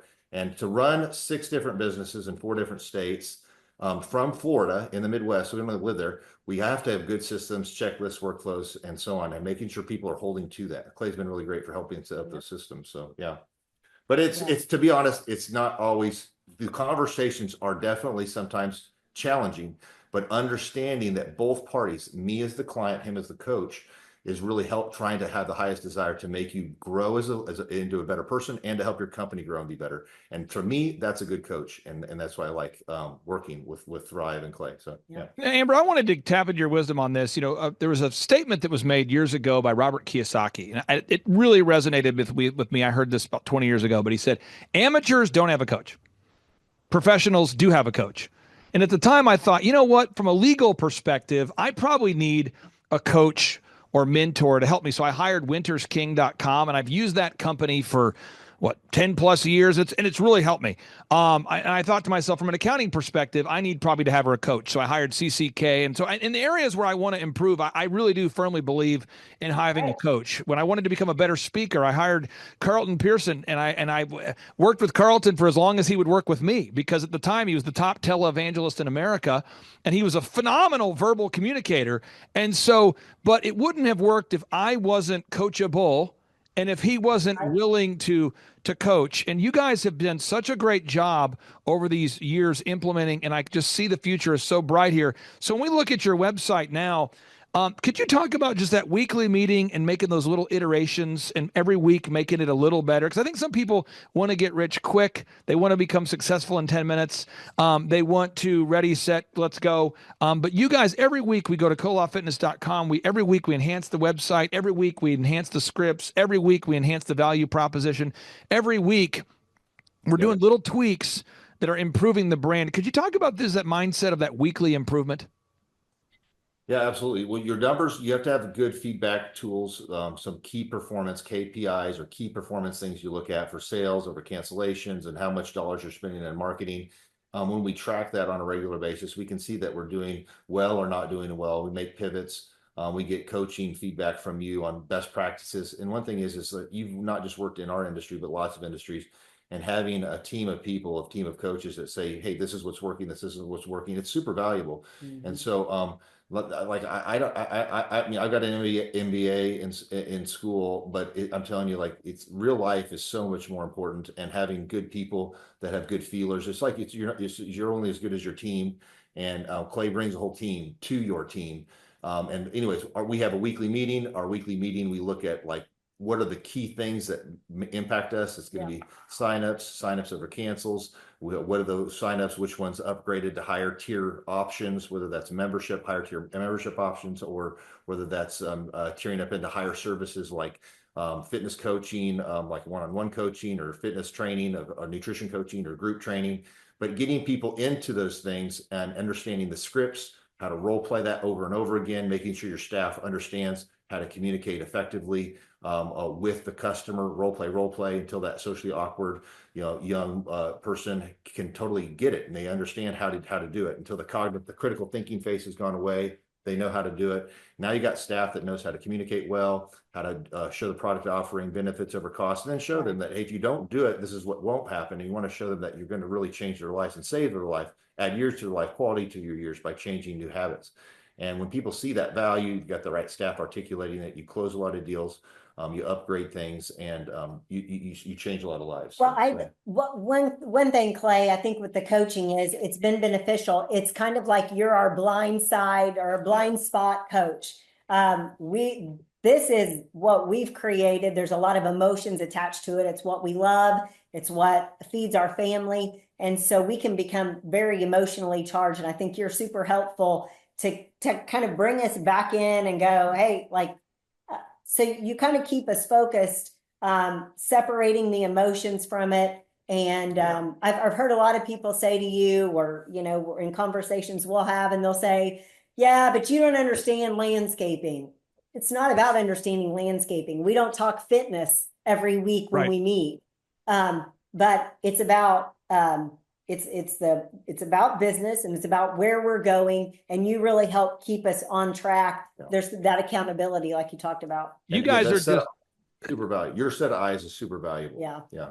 I'll just say this. I mean, colawfitness.com. If you're looking for a career, folks, I'm telling you, check out colawfitness.com. Now, point number 7, sales conversion. We have to have scripts, recorded calls, one sheets, lead trackers. What? We need to have sales scripts, recorded calls, all the visuals in the store. We call that internal marketing. There's external marketing, marketing to your ideal and likely buyers, but internal marketing, letting your current gym members know that you offer personal training or group fitness. Box number 8, you have to have a sustainable customer acquisition cost. What? You have to know, what does it cost you to land a new customer? Box number 9, you've got to create repeatable systems. When you clean the bathrooms every day, when you clean the showers every day, when you clean the locker rooms every day, when you clean the equipment every day, when you clean all these things multiple times a day, when you change the light bulbs every day, when you have to maintain the fitness equipment every day, when you have to hire people every day, you have to build repeatable systems or your head will explode. You got to have checklists and processes. Box number 11, you have to manage people. Manage people. What? This just in. We have to manage people. You got to hire people, manage people. How do you hire, inspire, train, retain? We have to do it. Box number 11, you have to build a sustainable schedule. What is the schedule that your company will keep? What hours will you be open?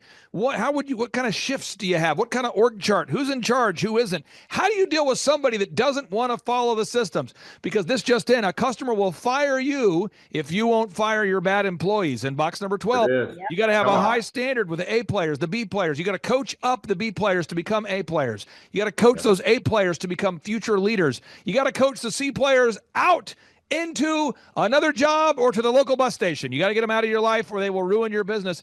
And then box number 13, you got to make sure you're making money. It's not about how much money you make. It's about how much money you keep. Box number 14, you have to sit down every day and say, what does God want me to do? If every day is a gift, what does God want me to do? If every day is a gift from God, what does God want me to do with my faith, my family, my finances, my fitness, my friendship, my fun, my focused time? What does God want me to do with this day? That's all these things we have to think about there. And I'm telling you, folks, everything we're talking about on today's show, it wouldn't matter if Kolaw Fitness was not obsessed with wowing the customers.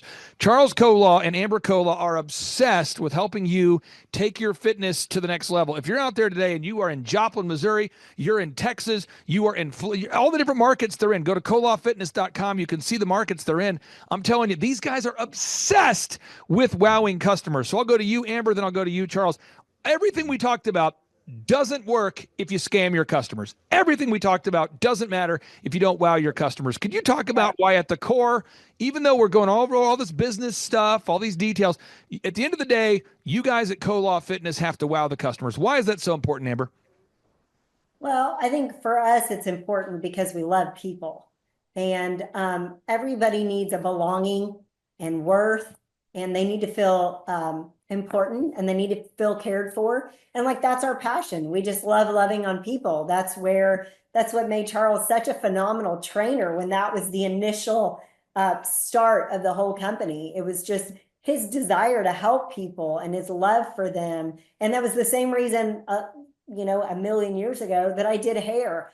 So I think for us, that's just what we're passionate about. We're passionate about people feeling like they are loved and they have value. And if we can pass that on through all of our front desk staff, if we can open more locations and bring in that many more people in these communities to feel loved, and, excuse me, and also spread the gospel at the same time, let them know God loves you, And so that's really what drives our passion in the coaching and development, even of our staff. Now, Charles Cole, I got two final questions for you, and your wife can one-up you. So here we go, two final questions. Sure. Yes, There's sir. somebody Yes, out sir. there right now, they're thinking about coming to one of our in-person workshops. They know Tim Tebow's going to be there. They know Eric Trump will be there. They know that you might be there. But maybe if they haven't been to a workshop in the past, how would you describe the in-person 2-day interactive workshops? How would you describe them, sir? It's raw and real. I mean, if you really want to if you really, really, really want to build a company, not just get like if you go to school, you get a business degree, they would say Clay's program is, business without the BS. There's no bull crap. He tells you the proven system, real proven systems that have grown and scaled hundreds, if not thousands of companies, add millions, we are millions of dollars more in revenue because of these systems that we've implemented. And we've been able to scale and not have to actually work in the business. We work on the business, just the business system. So we can live in Florida. We're definitely engaged with our staff that runs these locations, and they're great lieutenants. But we have the systems, we have the checklists, we've got the workflows, and we have the systems that we can hold people to. We've retained the right talent. We've got really people in the bullpen for every position, so they aren't held hostage to having to do that.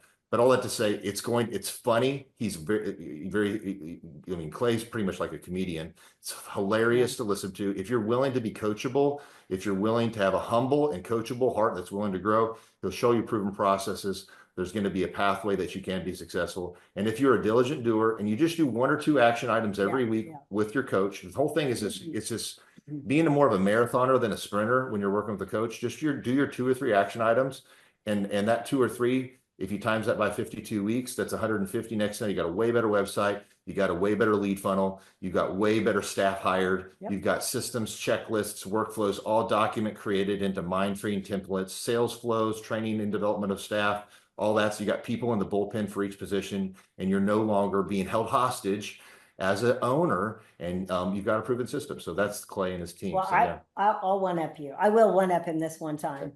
Like, there's truly nothing more exciting than to come to the conference. And we've been to almost every conference you've had for the last 7 to 8 years. And it is completely refreshing. I always get something new out of it. It's very practical. You're not sitting in this huge ballroom with want speakers that you feel like are trying to sell you something and you're trying to stay awake. And that's not the case at all. It's kind of a circus with a whole lot of, there's a whole lot to take home. Even if you go to the conference and you decide, hey, this is not for me right now, or coaching is not for me, hands down, you will leave with practical business application items.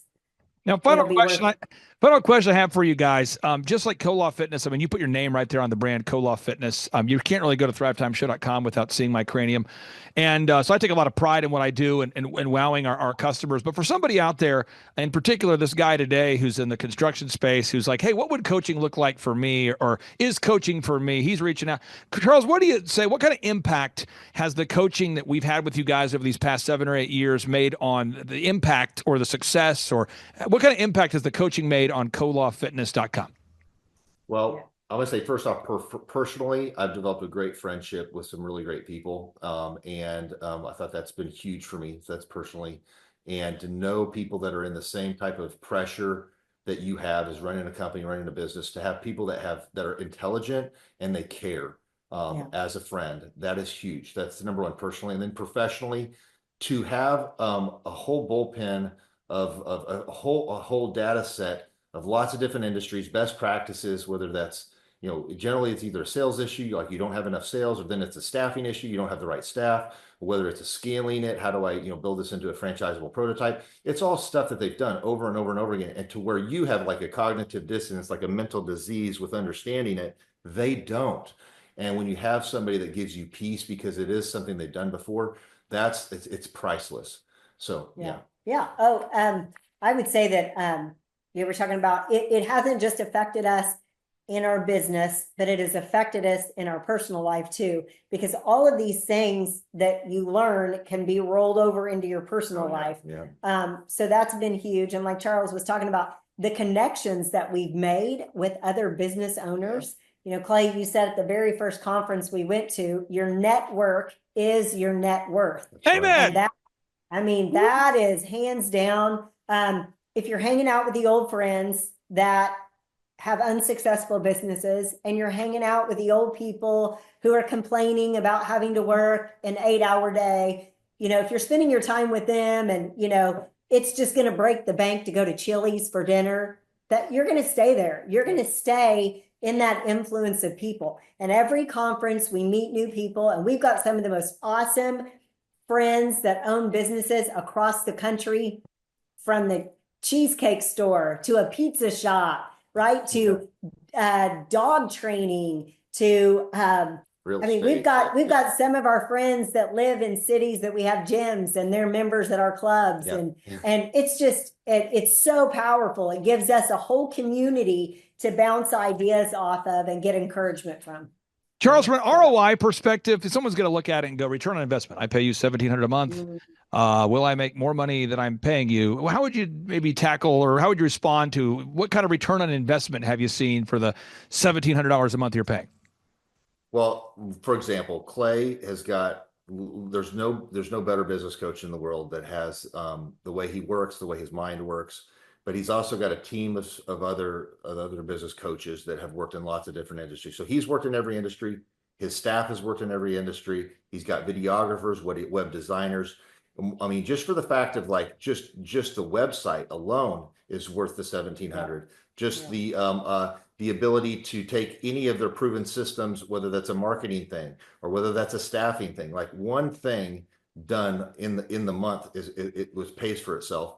And then to understand this, there's a part of where, some week you may be like, well, you know what? I'm not getting a whole lot out of this call. But the bottom line is, it's like when you read the Bible, there's times you're just reading it and then you're like, you know what? And then you read it that one time and it's like, God really speaks to your heart. And the whole truth is, it's like, there's no way that you can get that kind of value for $1,700 to have a whole team of coaches, graphic designers, web developers, anybody that has that type of knowledge, in your back pocket. And the whole thing is run your business with being somewhat conservative. Make sure you don't run it to the edge all the time.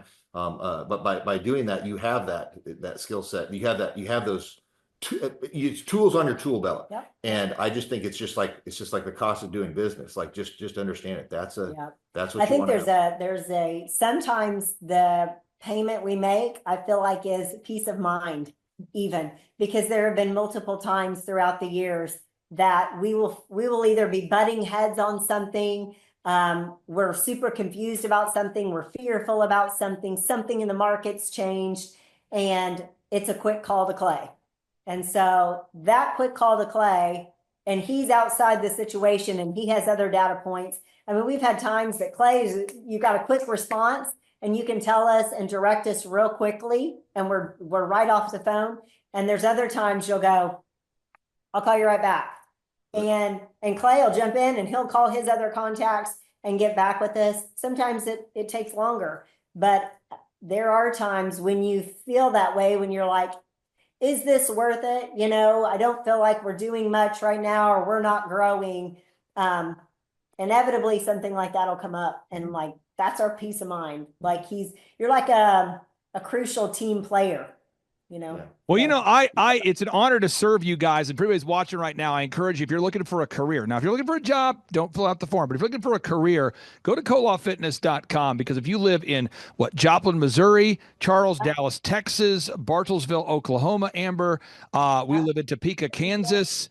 If you're out there, Arlington, if you're out there, go to colawfitness.com if you're looking for a career and not just a job. Thank you, too, for carving out time with your busy schedule. And I'm so glad to have you here today. Thanks, awesome. Clay. Thank you, Clay. Awesome. Take care, guys. Bye-bye. Clay, my honor to be on your show. And thank you for all you do. I hear the ripple effects from you are good ripple effects. You know what I mean? People rave about what they learned from you. So congratulations. Sean, guess what's happening on June 5th and 6th right here in Tulsa, Jerusalem? We are probably going to have an amazing business conference here at Tulsa, Jerusalem. Yes, we're joined by Tim Tebow. Tim Tebow is going to be joining us right here at the Thrivetime Show World Headquarters, June 5th and 6th. He's a very successful football player, obviously a Heisman Award winner, but he's also a very successful entrepreneur. Now, when you work with real clients, Sean, clients you really work with to help them grow their companies, do you ever hear a business owner tell you that they didn't have time to get something done? Every day. How often is not having enough time a problem for business owners? All the time. It's like maybe 90% of the issues as people are trying to grow their company.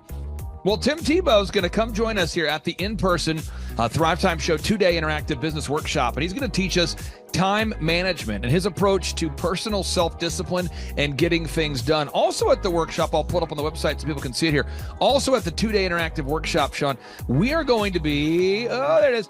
We're going to be teaching accounting, systems creation, marketing, human resources, how to hire, inspire, train, and retain great people, accounting, social media advertising, search engine optimization.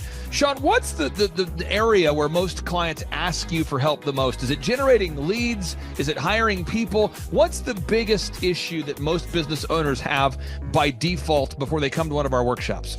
Well, I think it's management, because time is the most valuable resource for these business owners, and being able to manage their time is the first thing. Once they get that under control, then generally the numbers, being able to track their business and be able to make the best decisions based on numbers rather than emotions is a big area. And we teach all of this stuff at the business conference, particularly you, Clay. You love to hammer on time management. It's my favorite part of the conference. Now, I'm going to pull this up real quick here, because we're going to go through. If you're not excited, I want to get you excited about what we're going to cover at the workshop here. Okay. All right. The 2-day interactive workshop. This is my 20th year hosting workshops. So I'm telling you, folks, we're in rare form here.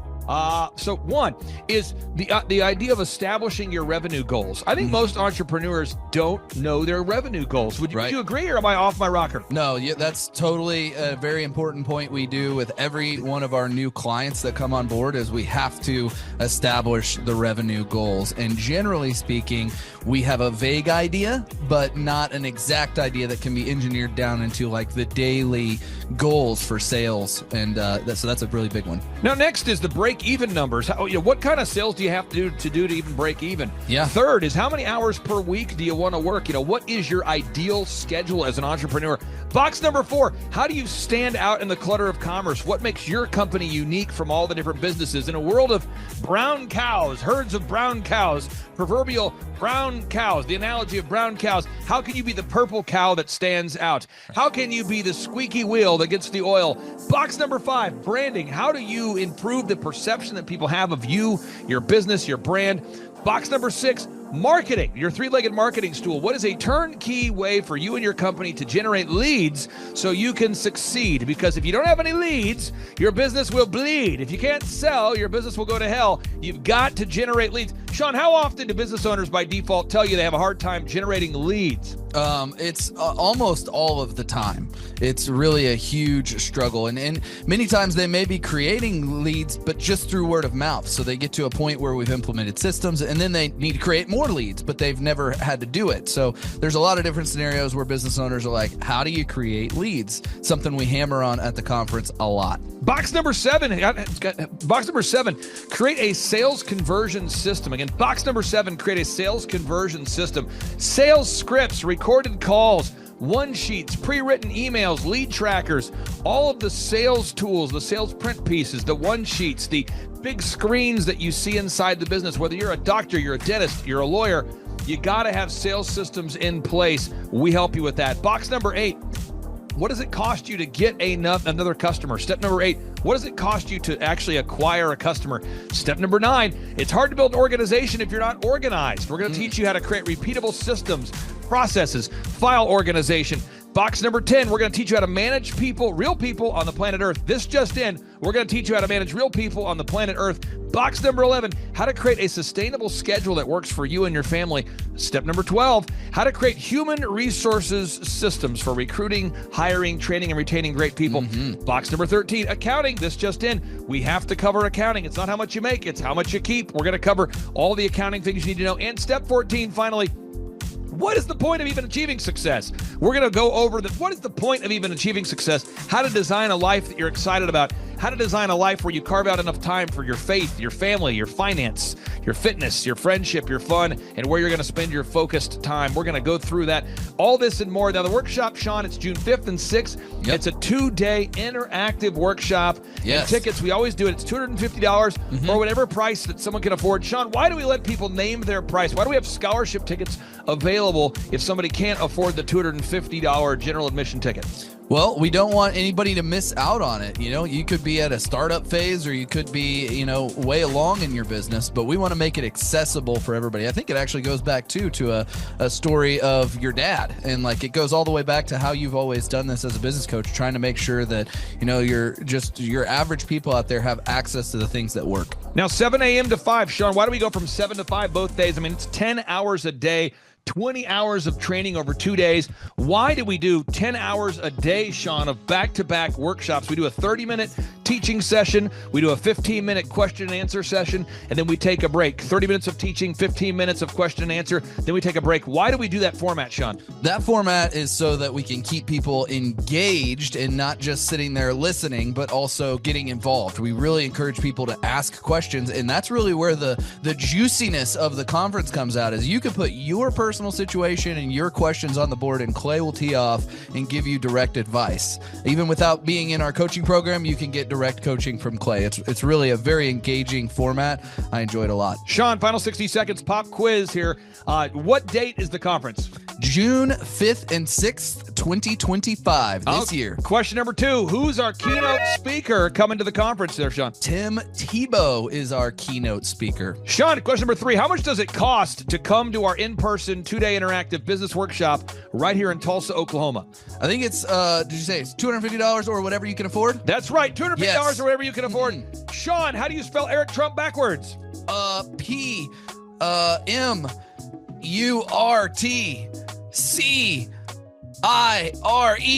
Ooh, that took a long time. I'll have to listen to this. And you did it right. All right, again, that's Sean Lohman. I'm Clay Clark, inviting you to come join us at the in-person Thrivetime Show 2-day interactive workshop, June 5th and 6th, right here in Tulsa, Oklahoma. Sean, I'm excited to have this event. I'm excited to see you at the event, June 5th and 6th, right here in Tulsa, Oklahoma. Tim Tebow, baby. It's Tebow time in Tulsa, Jerusalem. You could be anywhere doing a lot of different things, but you chose to be here. Clay Clark is here somewhere. Where's my buddy Clay? Clay's the greatest. I met his goats today. I met his dogs. I met his chickens. I saw his compound. He's like the greatest guy. I ran from his goats, his chickens, his dogs. So this guy's like the greatest marketer you've ever seen, right? His entire life, Clay Clark, his entire life is marketing.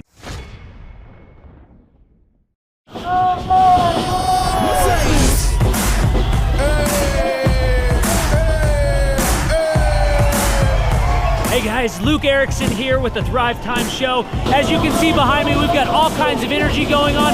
People are starting to show up for the conference, and it is hot in this place. We got grill guns over here. We've got people playing the drums. We've got a fire breather, and man, people are so excited as they come in. The conference is kicked off. This house is packed. We've got Aaron Antis with Shaw Holmes up there. We've got Steve Currington with Total Lending Concepts up there talking about what is possible when you just implement, when you do the proven system. It's so exciting. People are going crazy. Guys, Luke Erickson with the Thrivetime Show here with you. It is day 2 and the energy is high. People are so excited to be showing up. The team is ready. Come on, let's see what it's like to go on in for day 2. Follow me.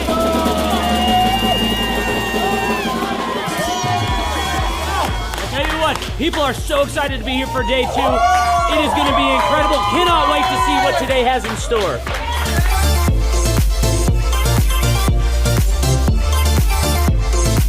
Right now, here at the conference, we've broken into groups going over search engine optimization. I know for most of us, myself included, if you hear that term, you go, what is that? What does that mean? That's too techie for me.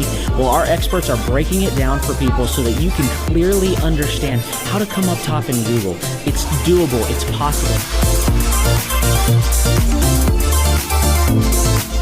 Now we're in the middle of a break, and what we like to do is we like to give you as much tangible and relevant information from about the start of the hour for 45 minutes. Then we take approximately a 15-minute break to allow people to connect with other entrepreneurs around them, bathroom breaks, and also use this time to just really digest all of the good information that you're receiving the whole time. Right behind me, we've got Bob with his grill gun, melting an ice sculpture. It is awesome. The ice sculpture represents our life, right? It's here for a time, but we all need to have the sense of urgency to implement the things that we're learning so that we can make the most of the time that we have. I heard about it on the podcast. Started listening to the podcast, became a fan, and then figured out about the workshop. I own an insurance and financial services agency, and I was hoping to learn from the workshop systems and processes. I'm big on systems and processes and always learning better ways to run a business more efficiently. The atmosphere's second to none. It's a high energy, really cool atmosphere to be around. Contagious, I would say. Just something every entrepreneur, I think, would appreciate and love. I'd say humorous, high energy, and full of substance, which I think is the key. A lot of business coaches or seminars maybe are high on motivation and making you feel good, but don't have a lot of substance that you can take back and implement, the following Monday, where his does. Man, there's a lot of valuable things. I'm gonna say, this is my second workshop. The first workshop I took back really the importance of a group interview. I used to spend hours and hours interviewing people, screening resumes, and that saving my time on that part is valuable. It was that and then the sales scripting that have been 2 major things just so far. Man, I think they're missing out on, expert advice from somebody who's been there, done that, built companies, has learned a lot of lessons. That's what I'm always looking for, is somebody that I can learn from that's ahead of where I am. And I think if you choose not to come, you're missing out on a lot of good advice that could help your business.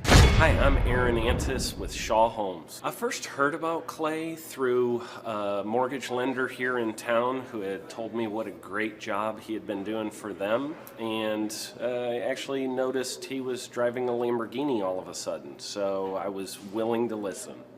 In my career, I've sold a little over $800 million in real estate. So honestly, I thought I kind of knew everything about marketing and homes.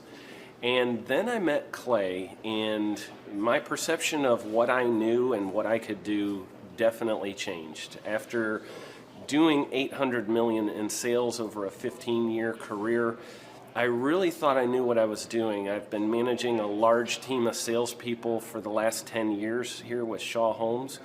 And I mean, we've been a company that's been in business for 35 years. We've become one of the largest builders in the Tulsa area, and that was without Clay. So when I came to know Clay, I really thought, man, there's not much more I need to know, but I'm willing to listen. The interesting thing is our internet leads from our website has actually, in a 4-month period of time, has gone from somewhere around 10 to 15 leads in a month to 180 internet leads in a month. Just from the few things that he's shown us how to implement that I honestly probably never would have come up with on my own. So I got a lot of good things to say about the system that Clay put in place with us, and it's just been an incredible experience. I am very glad that we met and had the opportunity to work with Clay.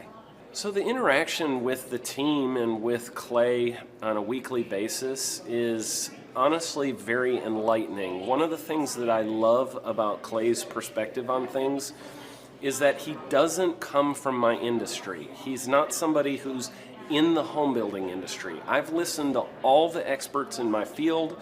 Our company has paid for me to go to seminars, international builder shows, all kinds of places where I've had the opportunity to learn from the experts in my industry. But the thing that I found working with Clay is that he comes from such a broad spectrum of working with so many different types of businesses that he has a perspective that's difficult for me to gain because I get so entrenched in what I do, I'm not paying attention to what other leading industry experts are doing. And Clay really brings that perspective for me. It is very valuable time every week when I get that hour with him. From my perspective, the reason that any business owner who's thinking about hooking up with Thrive needs to definitely consider it is because the results that we've gotten in a very short period of time are honestly monumental. It has really exceeded my wildest expectation of what he might be able to do. I came in skeptical because I'm very pragmatic, and as I've gone through the process over just a few months, I've realized it's probably one of the best moves we've ever made. I think a lot of people probably feel like they don't need a business or marketing consultant because they maybe are a little bit prideful and like to think they know everything. I know that's how I felt coming in. I mean, we're a big company that's definitely one of the largest in town. And so we kind of felt like we knew what we were doing. And I think for a lot of people, they let their ego get in the way of listening to somebody that might have a better or different perspective than theirs. I would just really encourage you, if you're thinking about working with Clay, I mean, the thing is, it's month to month. Go give it a try and see what happens. I think in the 35-year history of Shaw Homes, this is probably the best thing that's happened to us. And I know if you give them a shot, I think you'll feel the same way. I know for me, the thing I would have missed out on if I didn't work with Clay is I would have missed out on literally an 1,800% increase in our internet leads. Going from 10 a month to 180 a month, that would have been a huge financial decision to just decide not to give it a shot. I would absolutely recommend Clay Clark to anybody who's thinking about working with somebody in marketing. I would skip over anybody else you were thinking about, and I would go straight to Clay and his team. I guarantee you're not going to regret it because we sure haven't. My name is Danielle Sprick, and I am the founder of D. Sprick Realty Group here in Tulsa, Oklahoma. After being a stay-at-home mom for 12 years and my 3 kids started school and they were in school full-time, I was at a crossroads and trying to decide what do I want to do? My degree and my background is in education, but after being a mom and staying home and all of that, I just didn't have a passion for it like I once did. My husband suggested real estate. He's a home builder, so real estate and home building go hand in hand, and we just rolled with it. I love people, I love working with people, I love building relationships, but one thing that was really difficult for me was the business side of things. the processes and the advertising and marketing, I knew that I did not have what I needed to make that what it should be. So I reached out to Clay at that time, and he and his team have been extremely instrumental in helping us build our brand, help market our business, our agents, the homes that we represent. Everything that we do is a direct line from Clay and his team and all that they've done for us. We launched our brokerage, our real estate brokerage, 8 months ago. And in that time, we've gone from myself and one other agent to just this week, we signed on our 16th agent. We have been blessed with the fact that we right now have just over 10 million in pending transactions. 3 years ago, I never would have even imagined that I would be in this role that I'm in today, building a business, having 16 agents. But I have to give credit where credit's due. And Clay and his team and the business coaching that they've offered us has been huge. It's been instrumental in what we're doing. Don't ever limit your vision. When you dream big, big things happen. I started a business because I couldn't work for anyone else. I do things my way. I do what I think is in the best interest of the patient. I don't answer to insurance companies. I don't answer to large corporate organizations. I answer to my patient, and that's it. My thought when I opened my clinic was I can do this all myself. I don't need additional outside help in many ways. I went to medical school. I can figure this out. But it was a very, very steep learning curve. Within the first 6 months of opening my clinic, I had a $63,000 embezzlement. I lost multiple employees. Clay helped us weather the storm of some of the things that are just a lot of people experience, especially in the medical world. He was instrumental in helping with the specific written business plan. He's been instrumental in hiring good quality employees, using the processes that he outlines for getting in good talent, which is extremely difficult. He helped me in securing the business loans. He helped me with web development and search engine optimization. We've been able to really keep a steady stream of clients coming in because they found us on the web. With everything that I encountered, everything that I experienced, I quickly learned it is worth every penny to have someone in your team that can walk you through and even avoid some of the pitfalls that are almost invariable in starting your own business. I'm Dr. Chad Edwards, and I own Revolution Health and Wellness Clinic. Clay, my honor to be on your show, and thank you for all you do. I hear the ripple effects from you are good ripple effects. You know what I mean? People rave about what they learned from you, so congratulations. And we went from expecting maybe 250,000 this year to we're at 400,000. Hi, I'm Kelsey with K&D's Woodruff Finishing. I'm business owner at 23. So I've been working this K&D's company for about 5 years now, and we started working with Thrive not too long ago. And we went from expecting maybe 250,000 this year to we're at 400,000. That's what we're going to hit or exceed. So we're pretty excited about that. It's been pretty much just listening to what they have to say. Their hiring process has just really been incredible as far as finding good quality help, and the just the accountability of meeting up with them weekly, and like such good insight, the resources that they have for specific business questions. It's all been really incredible. It's been a great experience, so I would recommend it to anybody. What I've seen from Clay and his group at Thrive is they'll give you a simple system, and it's the simple systems are the ones that people can wrap their brain around. They're the ones that people can work with on a day-to-day basis. Hi there, my name is Stephanie Pipkin. I am 24 years old and I own Black River Falls Cleaning Services. We opened in April of 2019 and it is now mid-June of 2020. So I wanted to talk today about the success and growth I have achieved by implementing the Proven Path with Clay Clark's team and my business coach Luke from Thrivetime. It has been insane to say the least. I started working with them in mid-February of this year, so we're about 4 months in of working together, and it has completely transformed my business in pretty much every facet. So I'm gonna check my notes here. So in 4 months, my leads have tripled. I was getting probably like 2 leads a week. Now I'm getting more in the like 10 to 15 leads a week. I have doubled my number of employees. I'm now hitting the highest revenue weeks in the history of the company, week to week, it seems like. We went from about 6 appointments today as our highest in February to now 14 to 15 appointments a day. And hiring quality employees has become much simpler and less stressful by using their systems for hiring. I typically only get maybe 2 complaints a month, if that, and everybody shows up to work. I just have really high quality employees now, especially in something people typically consider a high turnover type of work, you know, cleaning houses, cleaning businesses. I have amazing employees now, and I get rid of the ones who are not so amazing and bring on new ones because of, you know, group interviews and interviewing every single week.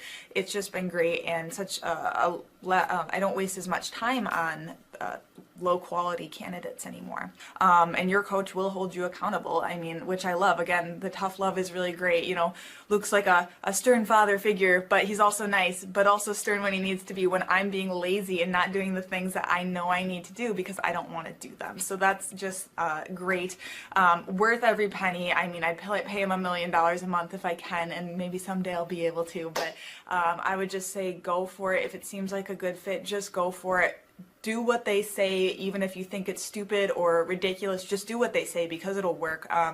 You know, people, when they look at my business, you know, people in my town, they think I'm lucky. They think I'm just, you know, things just happen for me. And, you know, maybe I am lucky, but it has a lot to do with hard work and, you know, perseverance and, you know, working till you cry sometimes. That's just being an entrepreneur, which if you're a business owner, you understand that. But it's having these systems in place of, you know, of course I'm going to be successful. It's an absolute because I have all this stuff in the background happening, and I have Luke and Clay and everybody on their team working really hard to make sure that I'm a success. And I can tell that they are just so excited every single week when I'm having all these wins and things like that. They're so excited for me. So it's the best thing ever, and I would suggest to anybody to work with them. So sorry for the long-winded reply, but I just had so much to say, and I could go on for hours probably about how amazing they are. But thank you to Clay and Luke and the entire team there, everything you guys have done for me, and I am so excited to continue to work with you for years to come. Thanks so much for watching. My saying is, if it's important to you, hire a coach. And I think that's one of the reasons people are not successful is they eat a cheeseburger instead of hiring a coach, you know what I mean? And so my coach pushes me. They're younger than me. They push harder. They're trained. And as my rich dad always said, you know, amateurs don't have a coach, but professionals always have coaches. So I've always had coaches for whatever is important. And, you know, my rich dad was one of those persons. You're on it, man. You're on it. You're on it. Everybody listen to this guy. He knows what he's talking about. Mm-hmm. You have the macro picture. Very few people have that point of view. Clay, you're an entrepreneur. I'm an entrepreneur. And as they say in Stoic, the obstacle is the way. And so if you let these pinheads get in your way, you're in trouble.